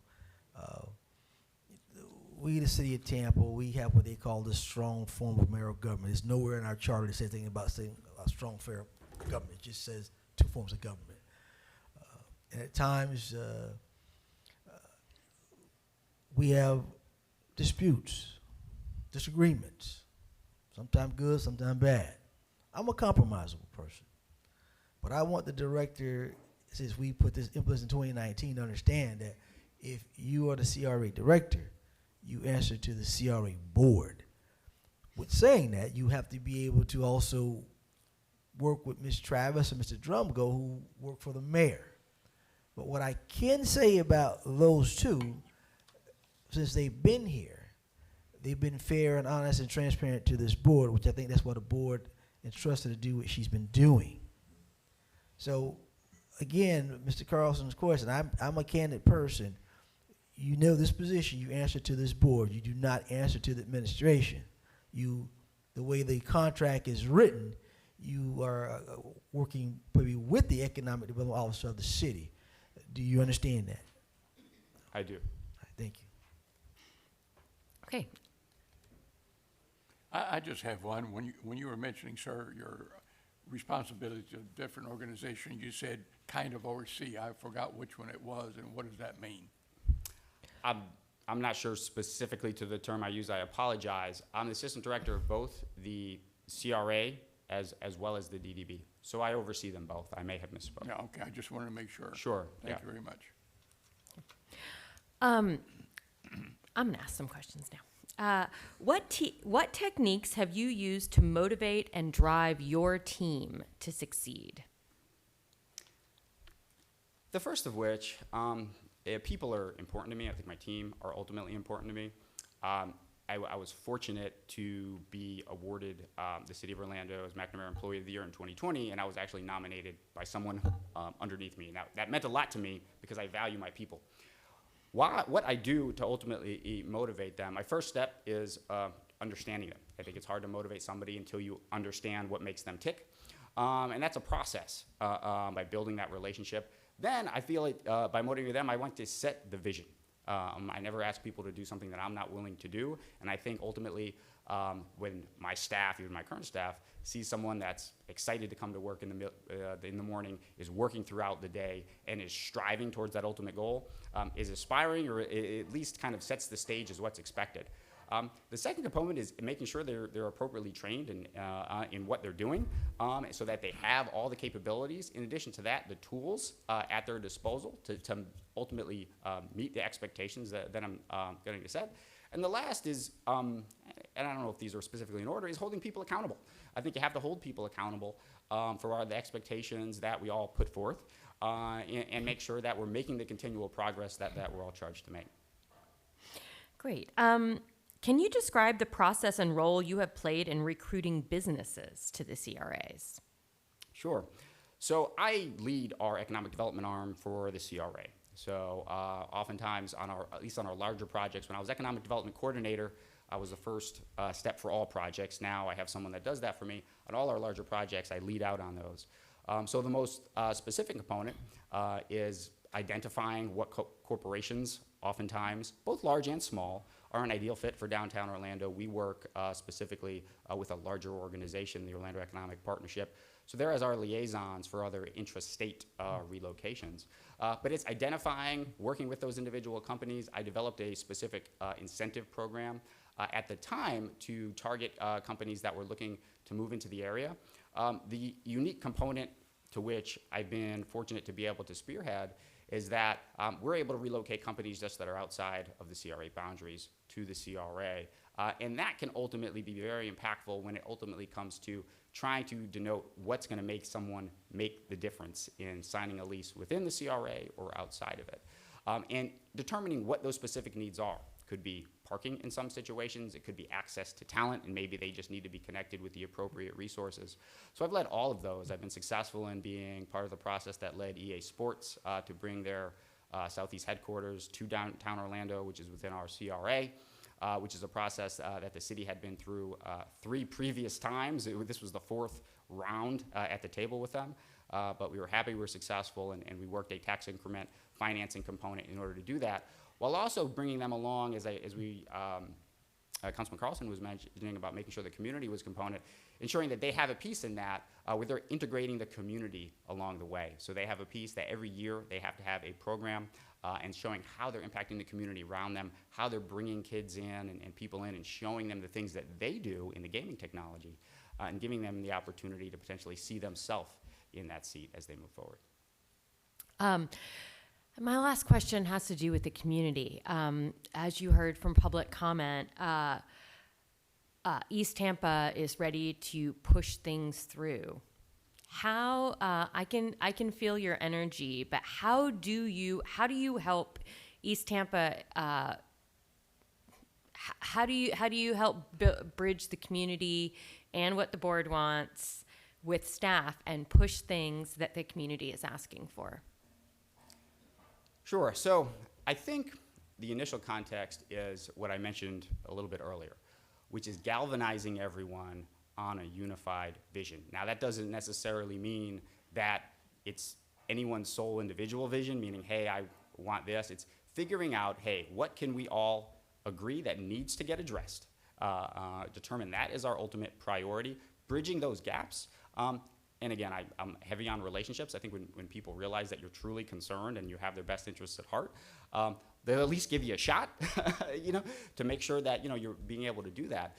So I think I would handle that, one, by both learning what the visions of the board were, learning what the visions of the community are, finding what nexus that we can all agree that needs to be handled and needs to be handled quickly, and ensuring that the programs, the process, and the funds are all aligned to make sure that we can make, swift and positive progress. Thank you. Anyone else? Okay. Thank you so much. Thank you very much. I think we'll do just like a 2-minute break to bring in our next candidate. Second.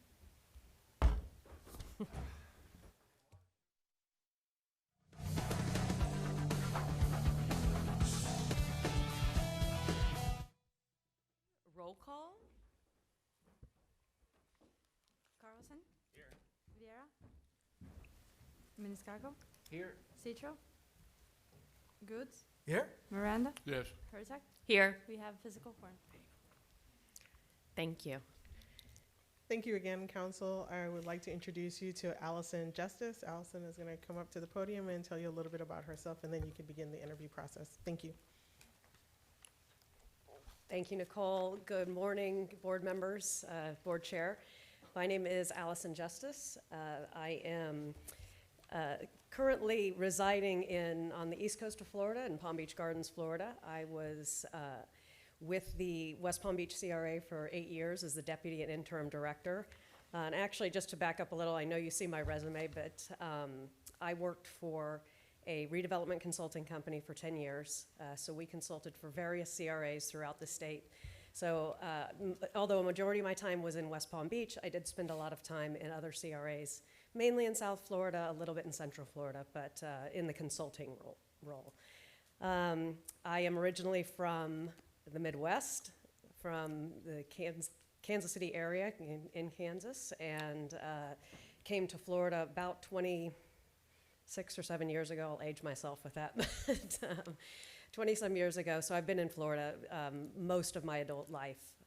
I am, as you'll see and as we'll discuss, one of the unique parts about me to the other candidates, I am not that familiar with the Tampa area. I'm a very quick study. I'm excited to hit the ground running and really learn about this city and your CRA. What my expertise really is redevelopment, and I know that I can help you move projects forward and get on the right path with moving your projects. And I know Ms. Travis and Mr. what's your last name? Drumgo, I apologize, have come recently and done a lot of work, and I look forward to working with them in completing these goals. So with that, I'll have you ask questions. Okay. Board Member Goods. Good morning, Ms. Justice. We had some candid conversations yesterday. Thought that it was good and healthy, but I have to ask these questions in front of the public because, we have 8 CRAs, which 7 are in my district. Some that I told you that are very the high level that are thriving, and a couple being our East Tampa. I believe our Ybor 2, which is to our eastern portion. And West Tampa is coming along, but 2 that I think they're underachieving.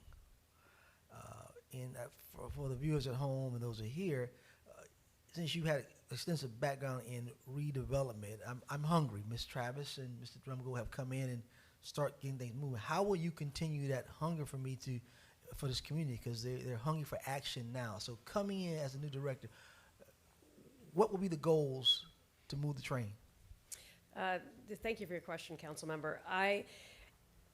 I realize there are projects that are underway. I know that you've started getting the train moving, and I appreciate that. My intent would certainly not be to stop any momentum moving forward. So, my first order of business would be working with the team to ensure the projects that are moving forward continue to move forward. I'm a get it done kind of person, so I don't like a lot of red tape. I understand we work in a government environment, so getting through city process is one of the challenges of starting within government. I have worked in government intimately within a city hall for 8 years, so I understand how to get through those processes. So immediately, it would be to continue the momentum that's moving forward. At the same time, it's establishing the relationships and understanding really the CRAs, where their assets are, how we can then, again, improve on what's happening in those areas and move new projects forward. So it's not to, certainly would move everything forward that's moving forward now, currently, and keep them on the books, and then also take a real deep analysis of what's going on within all the CRAs and hopefully bring new ideas and new projects forward as well for redevelopment. Second question, when I talk about one of the largest CRAs in the state that's had challenges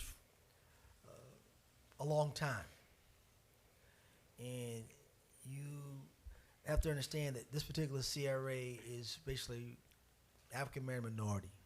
We do have other races that participate, but it's mainly what I call black folks. And I must make sure we have a CRA director that has thick skin and can be able to handle, people think that people are upset because they're angry. Well, it's not more of anger, it's the passion of not being able to thrive like everyone else and wondering why haven't we arrived or why haven't we gotten what everyone else has gotten. So how thick is your skin? I was very thick. I will answer just that directly, but very thick.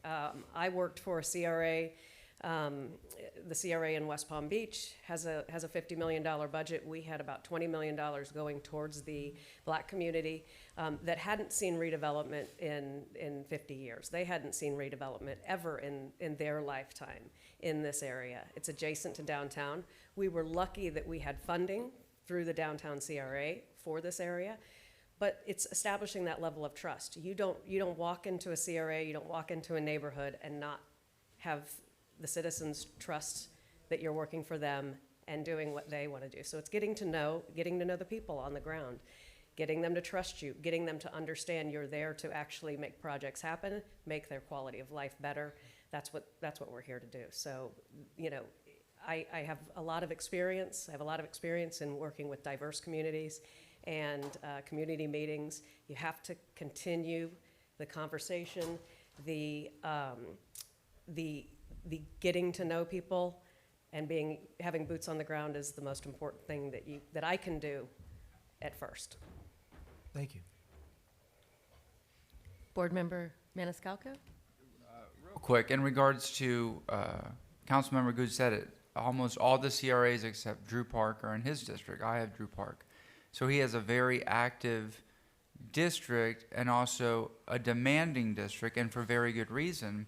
We talk about Central Park, for example. The last business that closed in what was Central Avenue before was 1974, 48 years ago. And there have been some improvements as of lately through the area, but it's almost half a century for that area to start coming back. East Tampa being one of the largest in the state, the word gentrification was mentioned earlier. It's not about gentrification, it's about equity. What I want to see, my goal is that we really focus on East Tampa. And not that people haven't in the past, but I think time is of the essence as the rest of the city is flourishing. East Tampa deserves not gentrification, but equity. Equity in the sense that I want to see that CRA district succeed like the others. Maybe it won't be like a downtown. You can't compare apples to apples, but I want East Tampa to have the same that West Tampa has. I want to see a strong middle class. I want people living, growing, investing, and continuing that multi-generational, you know, I don't know what the word is, investment or continuation of that. I want people to build upon that where the area continues to flourish long after we're gone. Parts of the city have been ignored. There have been too much focus and emphasis on other parts of the city, and others are left behind.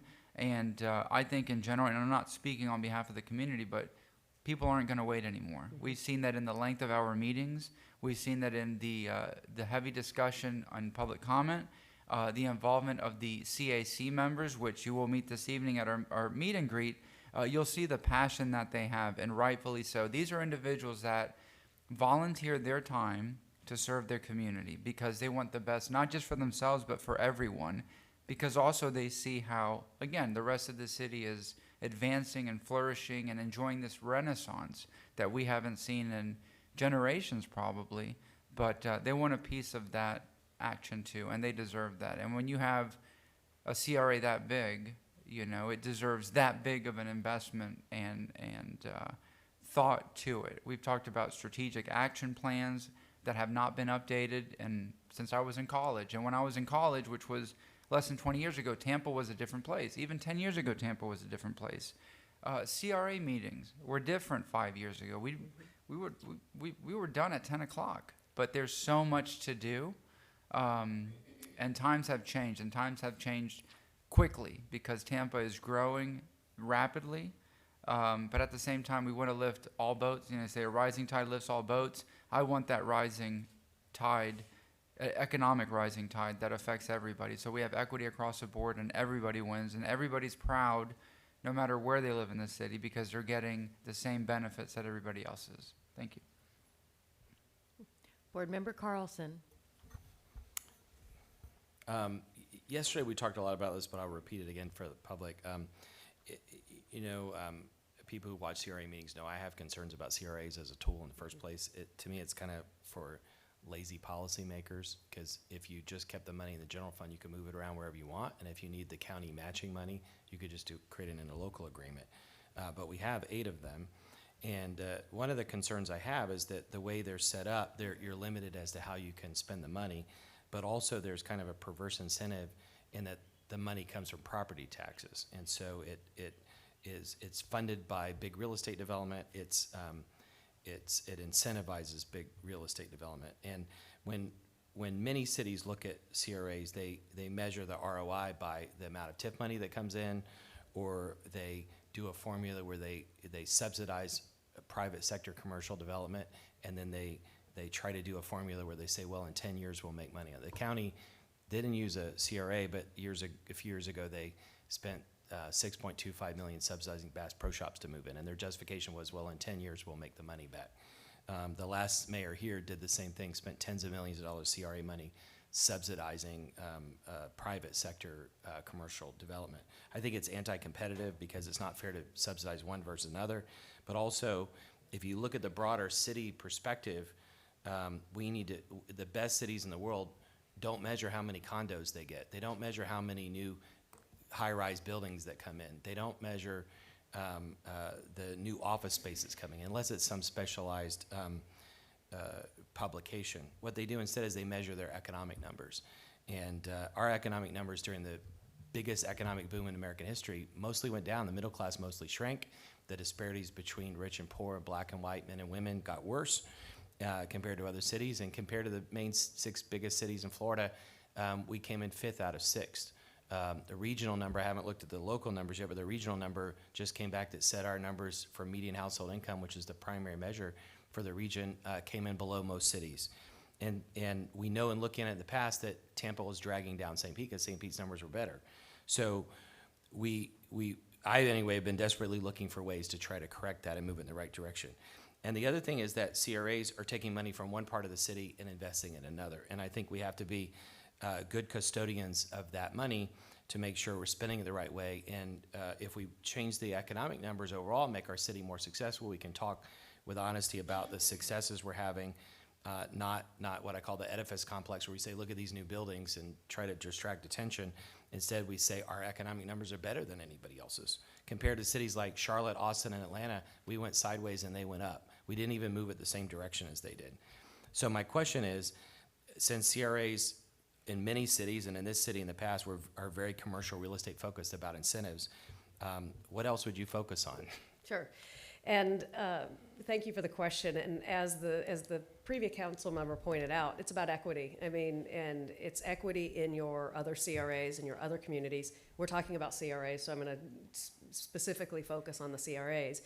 But it's building the equity, building the quality of life in those neighborhoods. And you can do that through, I mean, the East CRA has a healthy TIF. It's not, they're not struggling for cash, as far as infrastructure projects, major infrastructure projects, that's a little bit more difficult. But as far as a TIF in a CRA, they have a decent TIF in the East CRA. So it's about building that middle class up. It's about giving business opportunities. So whether that's creating your sense of place. So I talked about yesterday with a few of you about finding the assets in each community. So what is it that the ECRA has to offer? Is it the arts and culture? Is it, what is it that we focus our redevelopment on in these specific areas, and you build around that? And you have to do it, redevelopment doesn't occur widespread. It's very localized. It's the reason downtowns have now succeeded is because it was concentrated in a downtown. The same theory applies for other areas of the city. It's you concentrate your redevelopment, it spreads. Again, it's the rising tide lifts all ships. Once you get an area, you start building it. But that would be my answer for these other areas: is we have to find what those assets are, focus on them, build off of that, and the entire area, surrounding area, will thrive. Sorry to hit you with the tough questions, but another tough question. City of Tampa currently is under a U.S. Justice Department civil rights investigation. And this was not by a program we created. It was a program was created by the last mayor. There was a the last administration also had a civil rights investigation by the Justice Department 2015, 2016. These also resulted in investigative stories by the Tampa Bay Times. The one in 2015 was called Biking While Black. The recent one is called Renting While Black. And so the current Justice Department investigation started December. It's still hanging over us. But in 2015, I asked one of the two reporters who wrote the Biking While Black stories, she happened to be African American. I said, what do you think about East Tampa, the African American community, versus St. Pete or other cities? And in St. Pete, in '96, they had issues that resulted in the creation of a dialogue. And she talked about how the African American community feels like they have a seat at the table. There's conversation going on. It's not perfect. It's not great, but it's at least conversations happening. But I said, well, what do you think about Tampa? And she said, in Tampa, the African community feels oppressed. They feel they don't have a seat at the table. There are programs that are holding them back. They feel like they aren't being listened to. You're stepping into that environment. And also, if you look economically, African American community numbers, economic numbers went either sideways or down. Huge disparities in income, huge disparities in home ownership, lack of ability to start new businesses. So stepping into that environment, how are you? Tell us how you're the best person to be able to navigate that. Sure. And you know, the simple answer is there must be investment in these communities, but it's not that easy. You know, it's not that easy. And in the African American community, you know, as I mentioned before, it's a trust issue. You know, nobody wants to see a government official walk in and tell them they're going to save the day and they're going to make everything better, whatever neighborhood you're in, and especially in lower, say, socioeconomic neighborhoods. You know, but you want it better, so they have to be part of the process. I went through this in West Palm Beach. The community helped design their own park. They helped really come up with the programs that we were going to put into place in this community, because it was nothing that government was coming in and doing for the community. It was with the community. And if they don't feel like you're doing it with them, you're not going to get anywhere. And I think that's been a mistake that government's made for a long time, is you come in and say, well, I'll save the day over here. I'm not going to save the day. It's going to be a process with them, not me coming in and saying, this is what you should do. Last question real fast. I think in your position in West Palm, you reported to the mayor. Some cities, these positions report to the mayor. In this case, you report to not city council, but a CRA board, which happens to also be city council members. And there's 7 of us with totally different backgrounds and experiences. How will you make that transition, and how will you make it successful? I prefer reporting to a board, and in West Palm Beach, you do technically report to the board, but the mayor had a lot of influence over projects and over things that were happening. I would prefer, you vote as a board when you vote on your budget, meaning you're voting on the projects that you're going to undertake. That's the way I believe that it's best served as a CRA, is if the board collectively makes a decision. You hire experts like your team to come in and make recommendations based on our professional experience, and you as a board collectively decide which projects you're moving forward and where you're putting funding.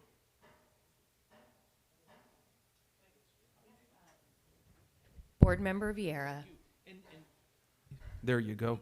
And how are you today? Hi. You doing all right? Good. And I wanted to, mine's not as much of a question, I guess, just telling, my view of CRAs.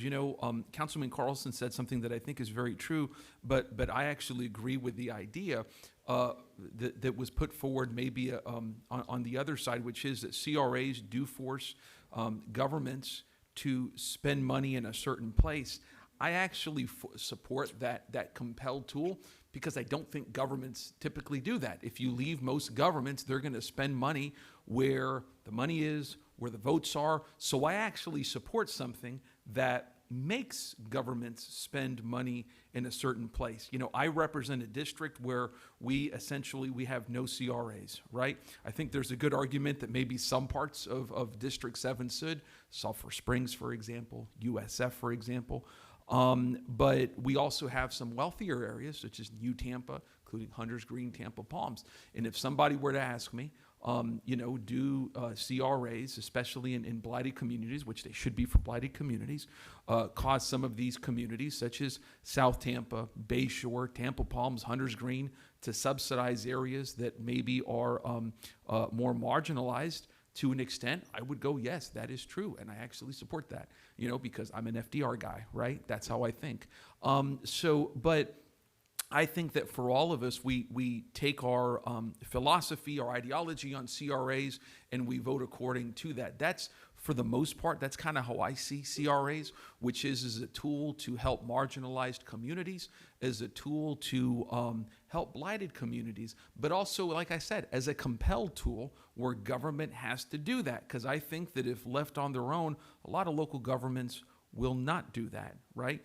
And what Councilman Maniscalco said is true, which is a couple years ago, our CRA meetings were very short. I'd been on that board for about 2 years or so, and we had people who pushed a lot of big ideas on CRAs. Councilman Dingfelder, I know, did. Councilman Carlson has a lot, and they've changed the discussion, and I give folks credit for that in terms of CRA, and my hat is off to people for that, because I think we're having more robust discussions which push the imagination of what CRA should do. But that's kind of the way that I see CRAs, which is to, help blighted communities and to compel governments to subsidize and support extra communities that, given the political incentives, they probably wouldn't support. So that's kind of my view, for whatever it's worth. Thank you. Board Member Goods. Mr. Justice, as you can see, we are focusing on the director, but we're also focusing on a particular CRA, as you can see. One that has a lot of money that has never been spent. A lot of money. And that's kind of the reason we hammer home about the East Tampa CRA. It has a lot of money. And I've told Ms. Travis and Mr. Dringo, we need to spend money. See, the communities, you can't tell me something that I know. I live there, work there, play there. It's not so much about the community as a whole liking you like a person. Mr. Maniscalco said it perfectly. Equity. Where's the equity? Equality is one thing, but equity is another. But if I'm spending money on the things that people need and want, I don't need a director to spend a lot of time with the community. I need a director who can look, have a vision. You can talk all day till you're blue in the face to a community, but if you ain't spend, we've had those, but if you ain't spending no money, you do me no good. I need a director who will come in with ideas to be able to give our community residents.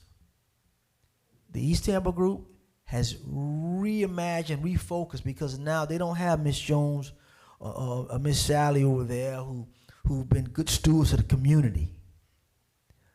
But they don't know infrastructure. They don't know redevelopment. We have folks over there now who are experienced and have the expertise in it. So you just can't tell them, like in the older days, other managers and maybe would tell them fluff or tell them, and they will believe that. You have people now who will vet, which have already vetted your background, who will also vet or already have the answers to the questions that you may have. They already know it because they do it every day themselves. You have about 5 or 6 on that board now. You have an attorney on. You have 2 attorneys on that board now. You've got the redevelopment people on that board now. So it's not like you can say, well, I'm coming in and we'll talk to the community. No, I mean, you've got people that really know. So my thing, again, we got a lot of money. How do you spend that money? How do you spend it? Well, respectfully, council member, I can walk and chew gum at the same time, so I can do both. And I certainly can spend money. I had a $50 million budget in West Palm Beach. I spent every year on good projects and on projects for the community. But obviously, there's going to be people. I don't know the projects now. I can't tell you how I'm going to come in and spend the money. So I'd love to answer that question. That's obviously a place that I have some studying and boots on the ground and research to do before I know what projects make sense for that community. And it starts, that's why I kind of go back to that. It starts with the talking to people. And I understand we need projects moving. You know, like you said, you saw my background. I have lots of experience in infrastructure projects, lots of experience in incentives for both developers and for single-family homes and for small businesses. So I've worked the gamut from the smallest to the largest, and as you mentioned, I know how to do it. I can't tell you specifically what it's going to be in that neighborhood right now, but I can promise you that I will get it done. Thank you. Yes, Board Member Carlson. Yeah, just to elaborate or clarify from what Board Member Good said, he's not talking about new money. What he's talking about is money in a CRA that's already set up, money that's already been collected, and the money has been designated to go to certain projects that will help the community, but for some reason it's still sitting in the bank account, and the staff didn't move the projects forward. And so it's not about spending new money or frivolously spending money. It's about just implementing the projects that are already approved. Yeah. Thank you. So I'll ask questions now. Yes. So I think we're all kind of dancing around what East Tampa has struggled with is pushing things through, whether that be community disagreement amongst each other upon projects, or what Councilmember Carlson said about staff not getting things done. So how do you come in and bridge that gap and push these projects that the community and the city needs, and make sure how do you push all that through? Well, my experience with getting projects done, it does have to do with on some levels of building relationships. I mean, again, kind of going back to if you can't be trusted, and that's internally, it's with your staff, it's with your staff that's maybe completing some of these projects from other departments in the city. So what I do is first of all immediately get to know every single one of those people, because that's going to be the team. It's not one person pushing an item through. You have to have a team. You have to have the right consultants. It's making sure I'm working with the attorneys to, expedite and quickly get, if we need consultants for a project, get them on board. That's one of the processes that is very difficult as a city. We know there's a procurement process, there's rules, but there's also, we're also a CRA, and we need to do these things quickly. So, I have experience with moving these projects forward. I have experience with working with engineers, planners, building department, legal team, procurement team, everybody down to fleet and facility operations team, in order to see things move forward. And I'm certainly not afraid to get involved with all of those departments to make sure that the projects that this board are approving are moving forward. And I understand Councilmember Carlson, the clarification on these dollars being spent, and it's important to move these projects forward. Yes, very critical. Board Member Miranda. Thank you very much, Madam Chair. Thank you very much for being here, Ms. Justice. You said some words that are really very, very well intended. You said the word trust. Without trust, no one can succeed. Here, at least, there's a big opportunity for whoever becomes in this role and gets selected to serve this community, has at least one thing that in a lot of places you don't have. Usually you have something that hasn't been done and there's no money. At least here you have 50-50. Something that hasn't quite been done and you have a lot of money to some degree. So what I'm saying is how you spend the money, and the word trust is not only do you have to be accepted with them, they have to be accepted with you. It's a two-way street. And these are the things that in management you have to be attained, and I know that you and the others certainly have that recognition. How are you going to do that without knowing them? And there's a short period of time, because like say 10 years seems like a long time, but you close your eyes twice and they've gone by. So East Tampa is particular in need of someone with a lot of leadership, but also understanding the trust of the people, and the people have to trust you, or whoever gets the job. How do you? I'm sorry, the question again. Yeah, well, I really was saying what you're talking about. I wasn't posing a Right, question to okay. you. But you mentioned those things, and I thought Yes. they were really well said. That you have to have trust. It's just like anything else, like a marriage, really. Yeah, and it is kind of to answer a bit of the question was, I'm not claiming, as I mentioned before, I'm not from Tampa, so this is not something, I can't fake that. That's not something that I'm coming in. What I know I have is I have leadership skills. I can build the right team. The team I build are passionate about redevelopment. You can teach somebody skills. The passion for redevelopment and CRAs is something it's in you or it isn't, and usually you have some experience in it because somebody's taught you that this is that this is the way you think a very, very specific way and you get things done. Now, the difference between me and maybe somebody that's just passionate about redevelopment is that I also am a successful project manager, and that's what I sell myself as a project manager, is getting things done. I like being a leader and a mentor towards others, but I don't mind taking projects on myself if need be. I mean, that is you want a leader that has a team that can do it, but I have no issue with being that person that's leading a project myself if it's something critical that needs to get done. Board Member Goods. Two things that intrigue me what you talked today. You talked about team, and you talked about project management.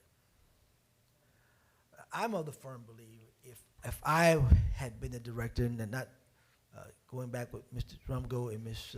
Travis, because they work as a team, and they have some level of experience, and they've been moving some things. But I guess for me, if I were a director, and I have a non-thriving component, I want all the resources to go to that team, all the team to go to that particular area to make that thrive, even if I have to outsource someone to make those projects run. I think that's been bothering me, that we are trying to stay a lot of stuff in-house when I think we need to go outside to make some things run and move that may have those expertise. What is your take on that, since you talk about team and project management? Yes, correct. And I'm a firm believer in the use of consultants.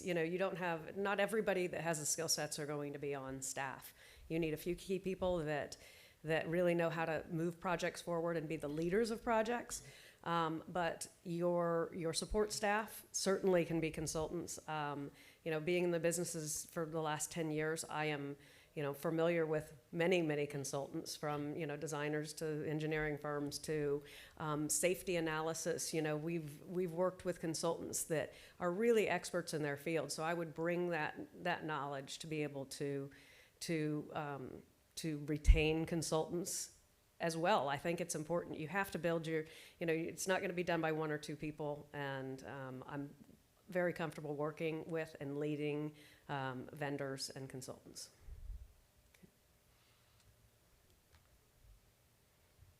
Okay, I think that's the end of our Okay. questions. Thank you so much. Thank you very much.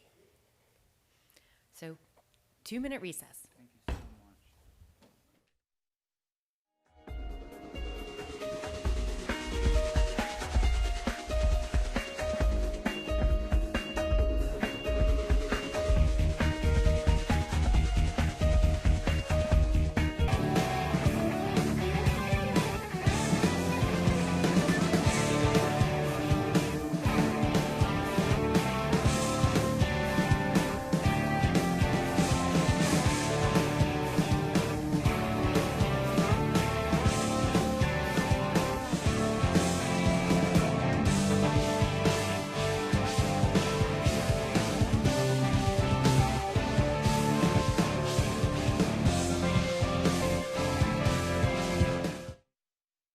Session, roll call vote.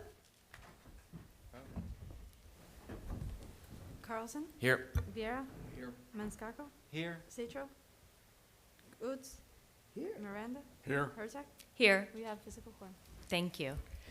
Thank you again, council, or CRA board, sorry. We have our last candidate before you. I'm going to introduce you to Jesus Nino. He's no stranger to you. after he does his introduction, tell you a little bit about his background, you can start asking any questions of him. And then we could have further instructions once you're finished with that interview. So thank you. Jesus?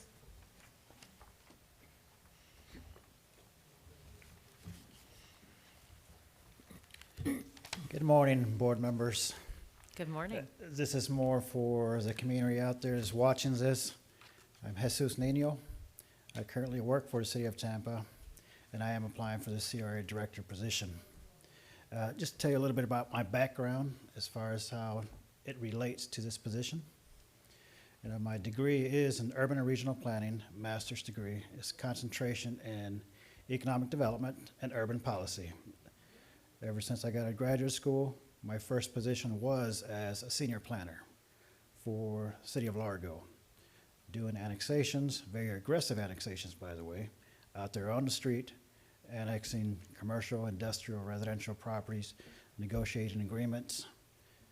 After that, I switched over and became the first member for Largo's economic development team. One-man show for a while, but City of Largo also they needed help in their planning division. Short-staffed, I stepped up, started helping them do development review and long-range planning, but under the condition that I would take on their most complicated projects, not little projects, which I did once in a while because I needed to help. So I took on their biggest, most complex special area plans, complex review plans, phase developments. Did such a great job that the city asked me to take over their planning division. So I became their principal planner. They had no planner, no planning manager. It was just director, so I was their principal planner. Did that for a few years, or actually for a year. Also was their floodplain administrator for that year. After that, moved over to Bradenton, became the Central Community Redevelopment Agency manager. There, it's a little bit different. It's one of the unicorns at that time, where the agency board was not city council. It was actually composed of other members of the community. So it's a separate, just like here, CRA is a separate entity from the city, which confused a lot of individuals in the city, including staff. Separate, complete entity. Your city council, when you're doing your city stuff, when you come to the CRA, you're the CRA board, wearing that hat for the agency. So I did that for a few years, but then City Council and City of Bradenton declared themselves as the agency. So instead of me leaving, their city administrator said, Jesus, come over to City Hall, become our economic development manager for the entire city, but also do CRAs. Did that. Then a position opened up in Tampa, and I came over. And I've been happy ever since. So I have a lot of experience in urban and regional planning, economic development, urban policy, administration, at the management level, and redevelopment. One of the reasons why I actually chose redevelopment is because when I was doing economic development and doing planning, we were usually I was doing the so-called corporate welfare. We were doing the qualified targeted industries.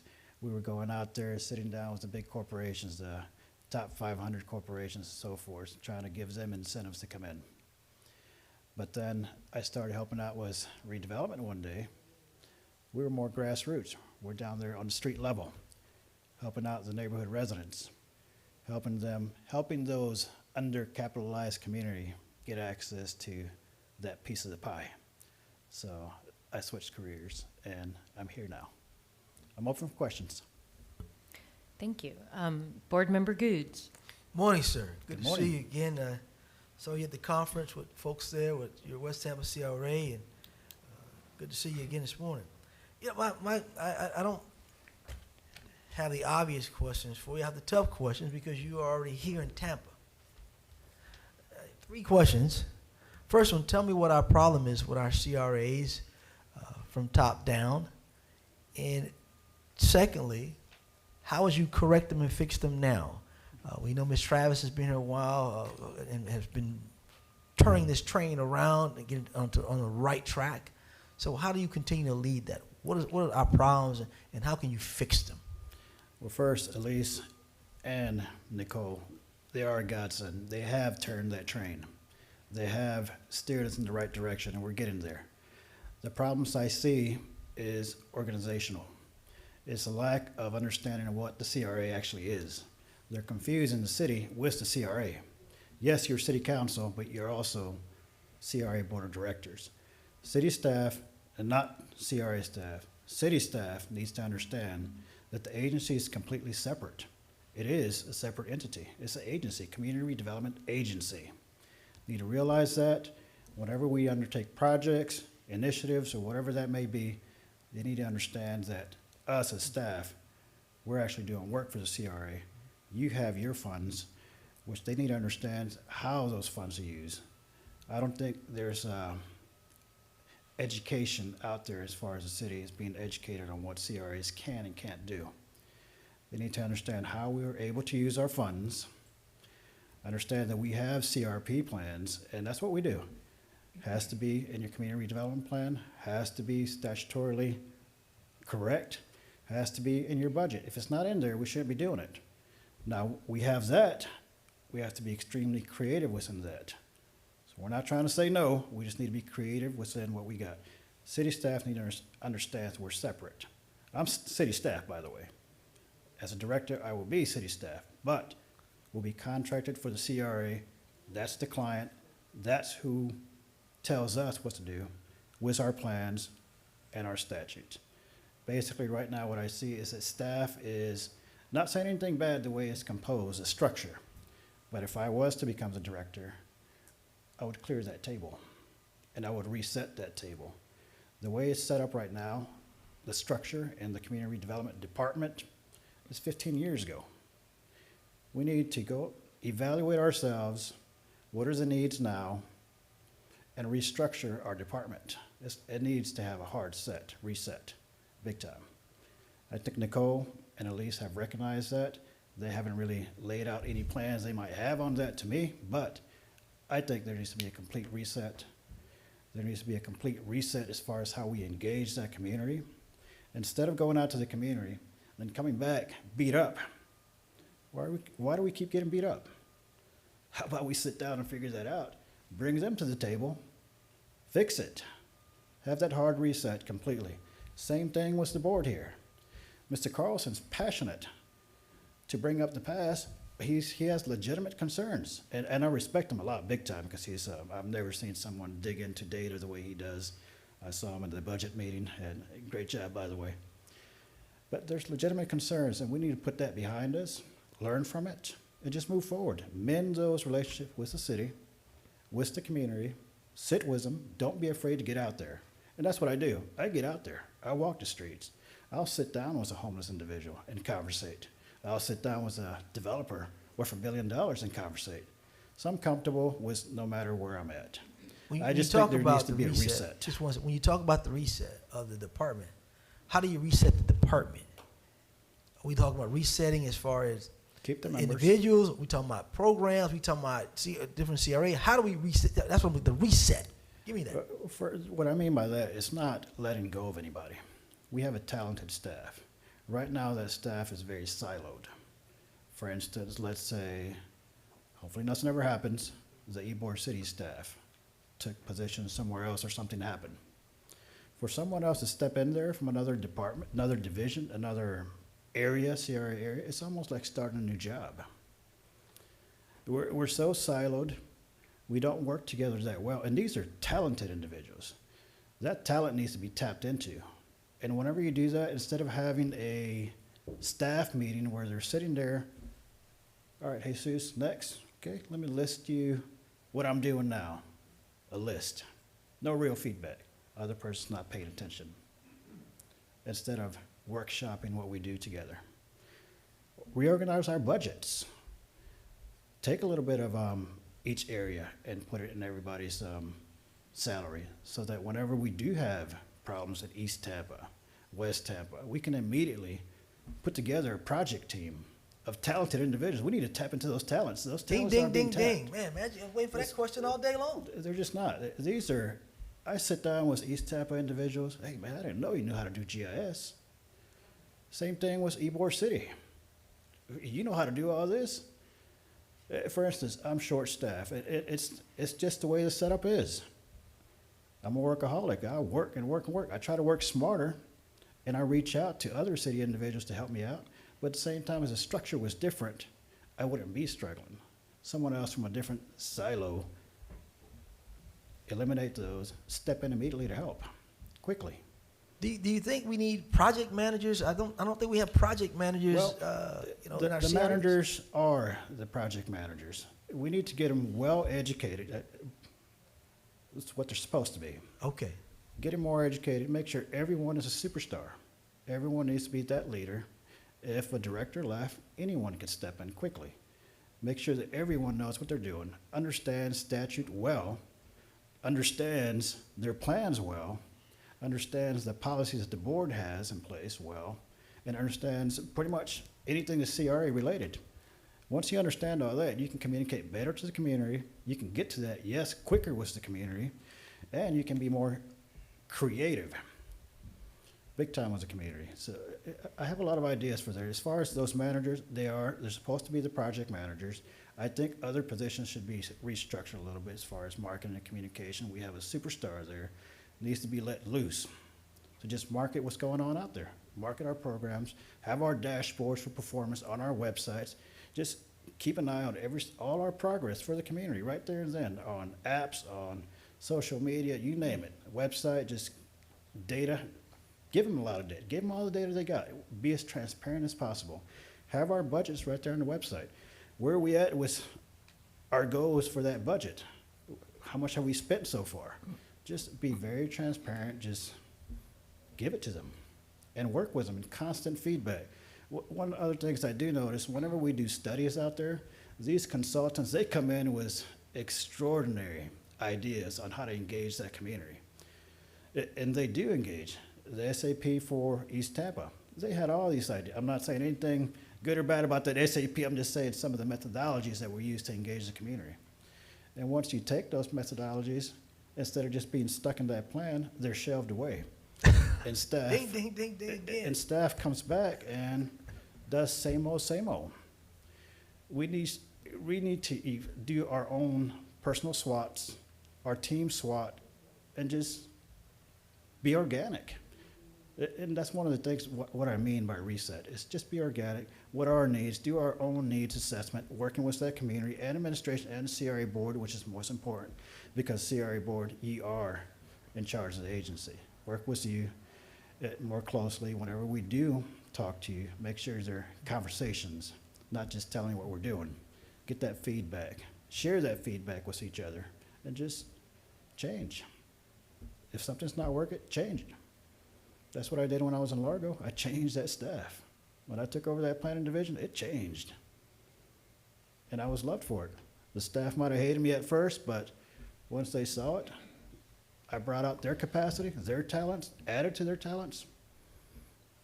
Well, I'm glad you were bold enough to say that, because I've said that a long time. I think everybody should be cross-trained. I don't think it should be a silo. I've always said that myself. Everyone should know what every CRA is doing in a division. You can have somebody responsible for that area, but it should be a system that everyone knows what's going on. And again, you made mention, if I've got East Tampa that I know have got issues, I want everybody running over there to put those ideas and get it moving. So I appreciate your candor of telling us that. Again, I guess to me, you hit the bell twice on two objectives. Thank you, sir. Okay. Board Member Maniscalco. Thank you very much. You answered a few questions that I was going to ask. I just want to say that I appreciate your passion, and also know that we don't have time, nor do we have room for error. We are too busy, as you know, as a city. You see how West Tampa has been, how Drew Park has been, all that area. But, I think we're experiencing a renaissance. I've mentioned this with other candidates, but I want everybody to enjoy those fruits. And again, East Tampa being the largest CRA, we've seen the Channel District thrive and change and continue to grow in downtown, but equity across the board, so we all win. All citizens of Tampa win. The whole community wins. And I appreciate you not looking just outside the box, thinking outside the box, but know how it's important to utilize all tools that are available to us, as well as the CAC, the community's voice. It's not just, we're the board and we oversee the agency. The most important part are the people. And those CACs, as you know, because you work with the West Tampa ones, very passionate, very knowledgeable, giving their time for free as volunteers because they want to see this community, when I say community, the entire city succeed, especially those areas that have been left behind. And now's the time to do it. There is no reason that we don't look back 5, 10, 20 years from now and say that we failed. The opportunities are there. Again, now the iron is hot. It's time to strike and not leave any stone unturned. So thank you for your passion. You said a lot of good things. Councilman Goods, you rang that bell, and we appreciate it. Thank you, sir. And if I can make a quick comment. Allison Hewitt, Keeler are back here in the audience, and Mr. Hagan, individuals like that are passionate to show up to this meeting, to give their free service to the community. We need to bring them to the table. I did sit down with Ms. Hewitt. She has limitless knowledge that she can be sharing with us. Bring them to the table, see what they got. Let's work it out and see what we can put together to benefit the community.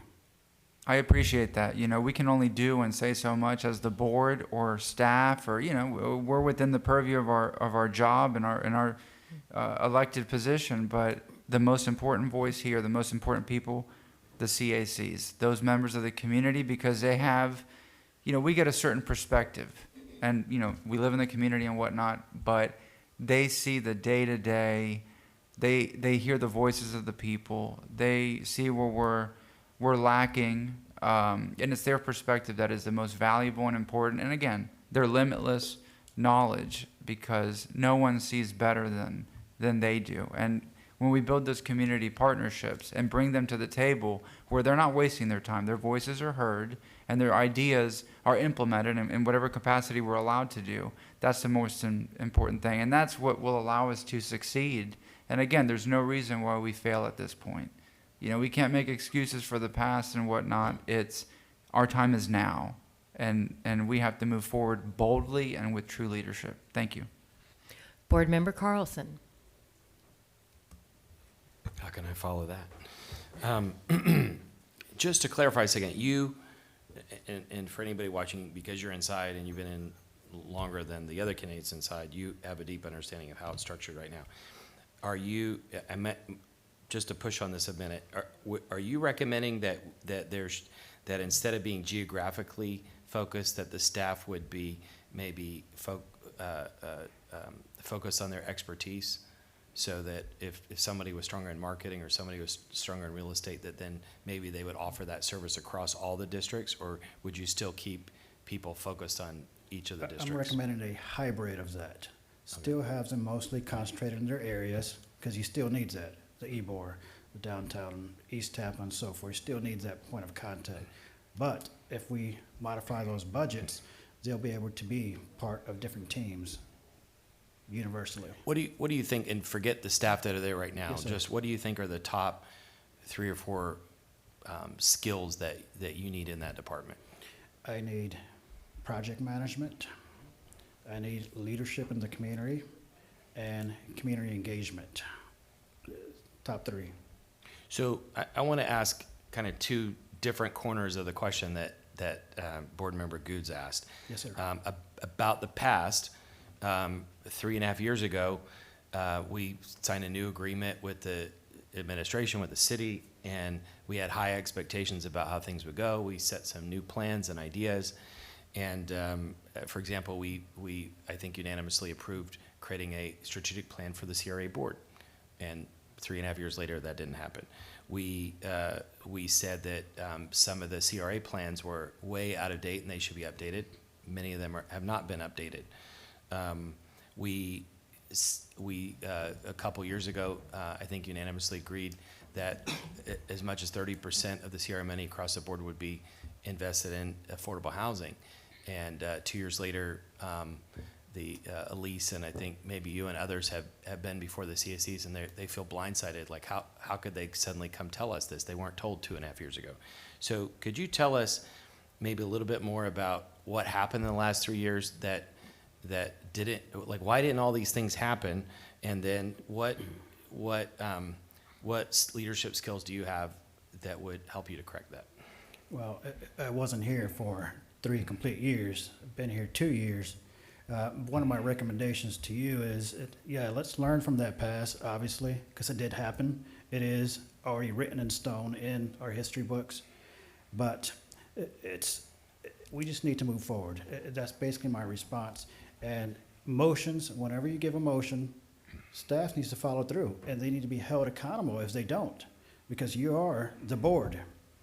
Obviously, if we see something that's not correct out there, let's say you're going against a CRP, against the budget or something, we just remind you of that, because all of you already know, if it's not in the plan, if it's not in the budget, if it's not statutorily right, you can't do it. We just remind you sometimes, but as far as what the past was, learn from it. If you give a motion, staff needs to follow through, hold them accountable immediately, basically. And it's as simple as that. They need to be just executing your direction. So we Work have very closely with our CACs, by the way, because you need to work with that community closely. They're very knowledgeable individuals, and when they have their motions, those motions need to be responded to fast too, and then brings those to you so you can make your ultimate decision, because they are a recommending body. Yes, sir. So there's a bit of a dynamic tension between feedback from the CACs versus the big perspective that the board has. And in the past, CACs thought of it as their money, it's their, and we've explained to everybody that actually the rest of the city is subsidizing these districts. And some of them, I think rightly so, some of them maybe we shouldn't be, because they don't have, some areas don't have slum and blight. But we need to listen to the feedback on the ground, not just from the CAC, but from the community. But sitting here, we also have the perspective of hearing from the public every week. We get hundreds of emails a week, we get calls, we get people coming before us, and we're connected to the front line also. And the biggest drumbeat we've heard over the last few years is affordable housing. And don't name any names, but I heard third hand that either you or Elise presented to the West Tampa CAC the other day, and somebody said, how dare they tell us how to spend our money? How did you respond to that? Well, West Tampa is a very knowledgeable group. They're the ones that come here and say, why are you doing this SAP when your CRP is what really matters? So I'm not going to say anything about West Tampa. They're gifted individuals, very talented individuals, by the way. I think more is that staff needs to be educating the community a little bit better as far as CRE part. We're not going to educate them on anything of the issues that are out there. They educate us on that.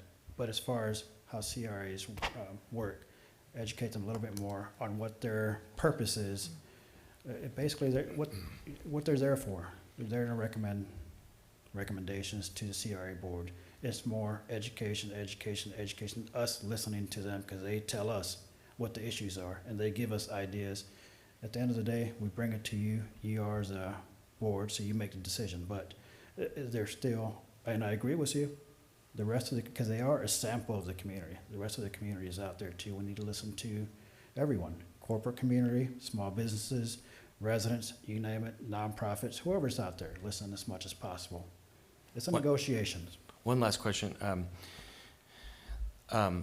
Tampa right now is under the second U.S. Justice Department Civil Rights investigation in 7 years. Tampa Bay Times had 2 investigative series. 2015 was Biking While Black. The recent one is called Renting While Black. They were created by the last administration, not by any of us. But still, we have people coming before us every day. And after George Floyd, we had 150 or more people coming into City Council and the CRA board talking to us about it. There were the economic numbers for the African American community went sideways or negative, meaning down during the greatest economic boom in American history, because a lot of attention was spent on subsidizing big companies, back office jobs, and big real estate development. How would you navigate the tensions that are a result of that kind of neglect and what some people call oppression for years, and what solutions would you offer?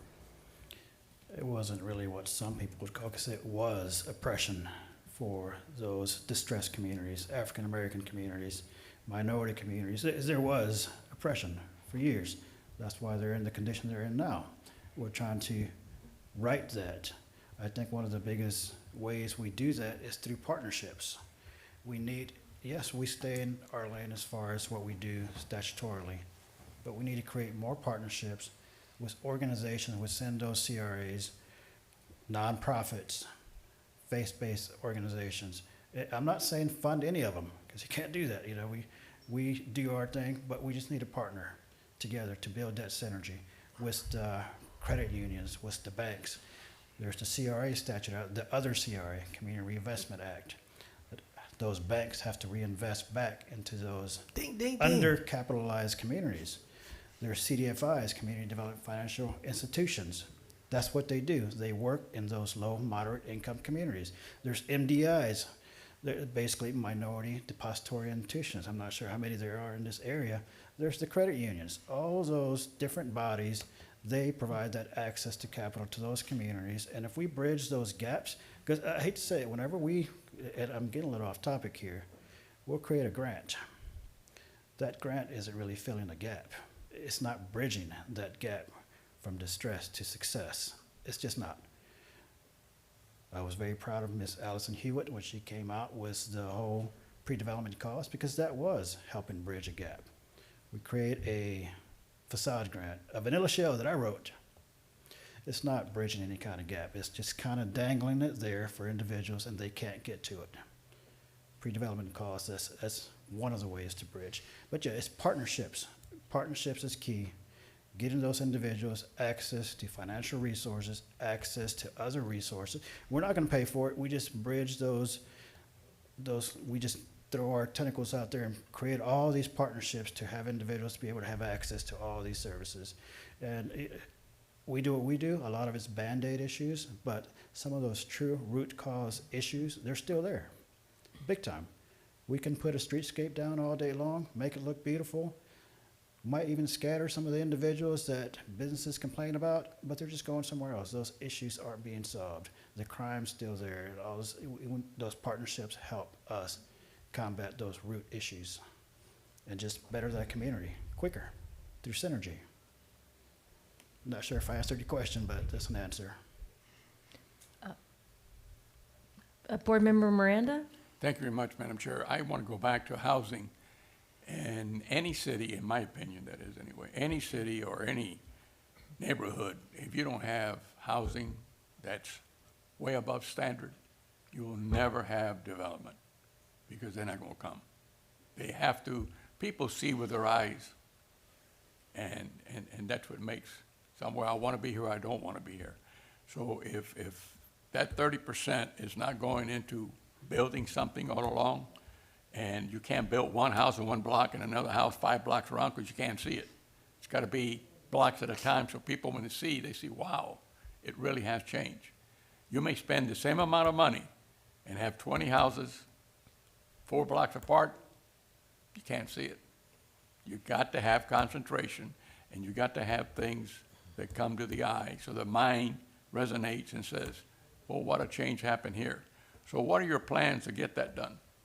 Well, as far as affordable housing, it's an extremely complicated issue. I have, obviously, all these think tanks all over the place are getting together to try to come up with solutions, density bonuses, land trust, all those are tools.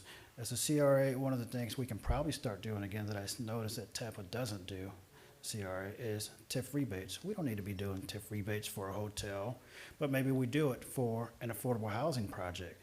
Not the entire increment given back, but at least maybe a portion of it for a certain amount of years if they enter into like a land use restriction agreement for set aside units. That's one of the things. One of the biggest issues that I see with municipalities is also their regulations. They slow down things. And I see the city, they have a very talented planner there, Stephen Benson. He's a superstar, by the way. You have a lot of superstars in the city, need to be tapped into. You know, if we can get those regulations a little bit more streamlined, they take away some of that cost and time. There's just so many techniques. Obviously, the city has their density bonuses. They use development agreements and so forth. Us as a CRA, again, whatever we do, capital projects and all the other good stuff, we need to be not. If it's already in the CIP, we can't do it. If it's the city's responsibility, they need to do it. But we can go out there and intensify as far as projects we do to minimize a little bit of cost for those developers. At the end of the day, they're in it for money. Well, I agree with you to a point, but I have a little doubt that it's all the regulations, because sometimes regulation means you do it right the first time. You don't have to tear it down to do it again. And that's, I'm not questioning you, I'm just saying that's my opinion. Yes, sir. It's a complicated issue. Yes. Board Member Goods. Well, you ring the bell on a few things that has been in my mind all day long. Member Carlson had asked the question, and you know, a lot of the board members have never been an actual city employee to know how it really works. My friend, the policeman over there, he knows how it is to be a city employee. It's a different mindset to be in versus someone who's come in who's never been a city employee. There are rules to the organization. There are a lot of rules to the organization that you guys don't know about. You know, when you defend sometimes, you really don't know what you're defending because you've never been a city employee to understand what sometimes they go through with chain of command or saying certain things that shouldn't be said or told. But sometimes you do get people, like I was one of those guys that got in trouble all the time because I'm going to say what I got to say. Mr. Nino couldn't say something, but I can say it because I know how the organization works. Mr. Carlson, those things didn't get done because they were told not to get done. That's why they didn't get done. It wasn't the time for that. We're not ready for that yet. Hold them at bay right now. As you recall, I said our last director was overwhelmed and kept saying you need to hire someone to help you because you're overwhelmed. You got 8 CRAs. You can't be one person trying to run 8 CRAs. That makes no sense. It's like Ms. Travis has got 4 jobs. How's she going to be able to run a CRA at the convention center, do her other responsibilities to the city? Luckily, she got Mr. Drummond over there to give us a little help there. You have to understand the process. So I know you stayed at bay with some of the questions, answers that Mr. Carlson was asked you. That's why I stepped in to say I know the process and I know what has happened because I've been there. But I like that you were candid about the oppression because that is true. Communities were redlined as the oppression came in. So how do we fix that? Mr. Miranda talked about it, but everybody knows I'm a big proponent of rehab. How do you feel about that? 'Cause we have a lot of buildings in the east side of town, a lot of old churches, and my thing is we have money to buy. How do you feel about project managing, outsourcing? That's what I want to know. How do you get it done? You talked about coming in, doing a concentration with staff, but I'd be honest with you, if I was a CR director, and I didn't heard this from 4 candidates today, if I was a director coming applying for a job, and I know that this board and the public is talking about 1 or 2 specific areas, my mindset would be, I got to deal with that. So how do you deal with the problem at hand? You've been here. Tell us the problem at hand with that particular area and how you can go in and fix or be able to start. Ms. Drumgo and Ms. Travis has kind of started it. How do you get a little more steam? Tell me how we do it. And they did get a lot of steam, by the way. That ball is rolling hard down that hill. So they got that started.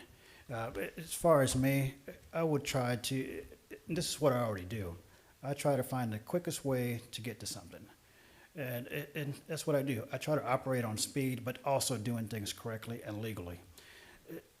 Let's say for East Tampa, those projects, I'm not even sure why some are not moving as quick as they are. I'm not sure what those impediments are, but if I did get in there, I would find out quickly, try to fix those.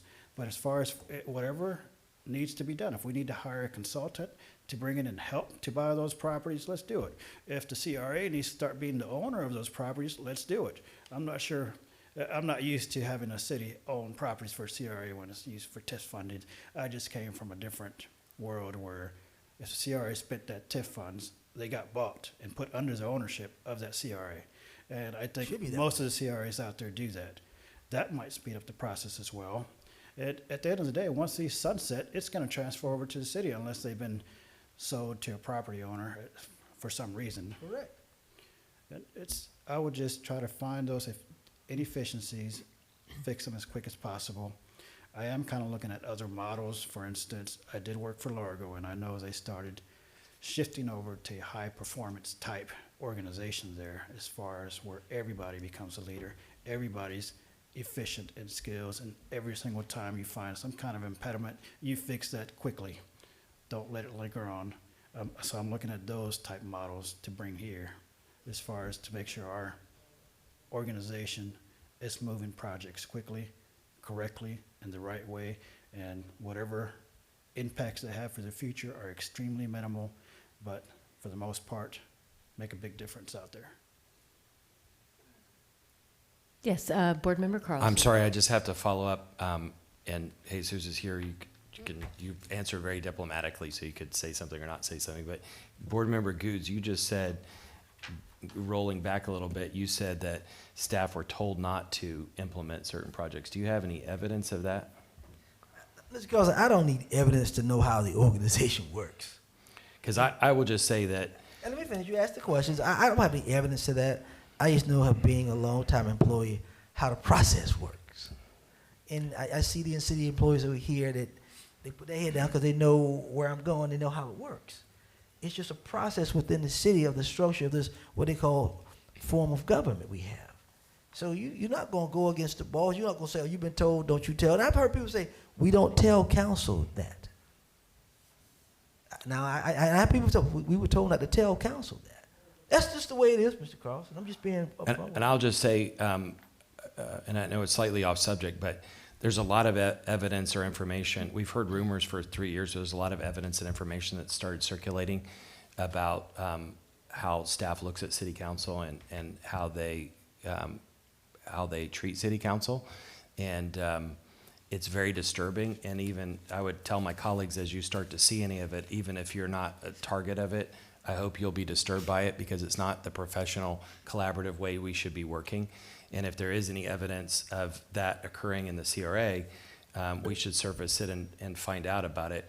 And just so everybody knows, I'm a collaborative person until nobody listens. I've had in the last 3 days 2 conversations with the chief of staff and 1 with the city attorney, because I'm concerned this is not how a city should operate. Well, the charter, Mr. Carlson, the charter says that the mayor handles all employee issues. If I can get it back on the tracks here, if I was, first of all, I was never privy to whatever happened as far as that, because I was always focused on the ball, doing what I had to do in Drew Park in West Tampa, working with your direction, working with the communities and so forth. If I became director, my focus is the CRAs. Whatever happened, happened. And I respectfully, would ask Mr. Carlson, let's us be the bigger ones and move this train forward more. Just continue that ball rolling. Was that momentum's already been created? Do our thing. There's superstar staff members there. They're like me. They were focused on what they got to do.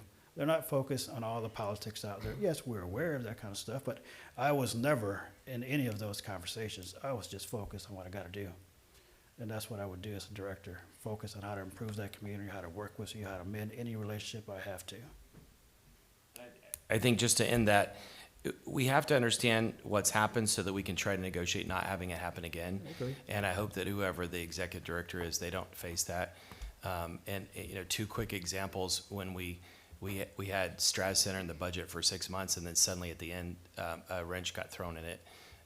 And the result was that an organization that is highly respected and gives a lot to the community, contributes a lot to the community, got humiliated, and it almost destroyed their capital campaign, where they're putting in $75 million to improve a city facility.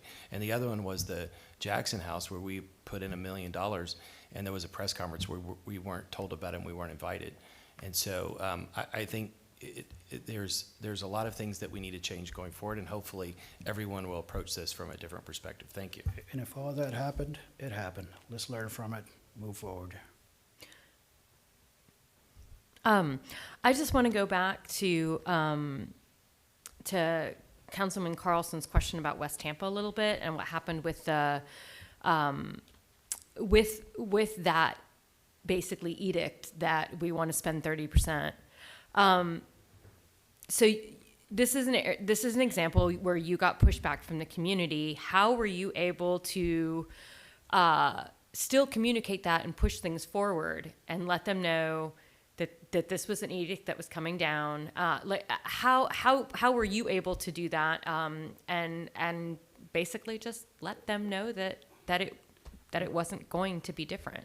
Well, first of all, if there was, yes, some might have vented at that meeting, but if you know some of those individuals, if they had a true issue, they would have showed up at your CRA meeting and said whatever they were going to say. They made their point, and their point was conversate with them at least a little bit earlier than just kind of just throwing it at them. If they're part of that conversation, at the end of the day, they understand those issues that are out there. They understand affordable housing is a big issue because they understand it's a big issue right there in West Tampa. Most likely, they would have taken similar actions no matter what because they're already talking about down payment assistance. They're already talking about how to help individuals improve their homes. They're already talking about all that. It's just get to them a little bit earlier. I think that, and I kind of agreed with some of them, with most of them as far as what their issues was. They need to be approached. They need to be part of that table to discuss things. At the end of the day, whatever direction the CRA board makes, they need to understand they're a recommending body, but at least they're part of that conversation. And they do. Because otherwise, they would have been at your CRA board. So what happens if you have a disagreement with us? Well, if I have a disagreement, it depends what that disagreement is going to be about. If I think it's something has to do with statute, CRA plans, or our budget, then I'm going to let you know. And if I'm not sure, we got legal counsel to step in on that. If it's more of a policy issue or other directions, whatever you may have, then I'm going to do whatever you tell me to do. If I see something that I think is not correct, I'll bring it up. Or if I want to give you advice, take this to the community, take it back to the CAC to avoid any issues as far as them not being happy and thinking they're not part of this conversation. I'll do that too. I can't give you any specific examples, but yeah, I would tell you whatever I need to tell you. Thank you. Anyone else? Okay. Thank you very much. We appreciate it. Second. Okay. She's coming up, finish. Oh, yep. I think we have a. I know you're hungry, girl.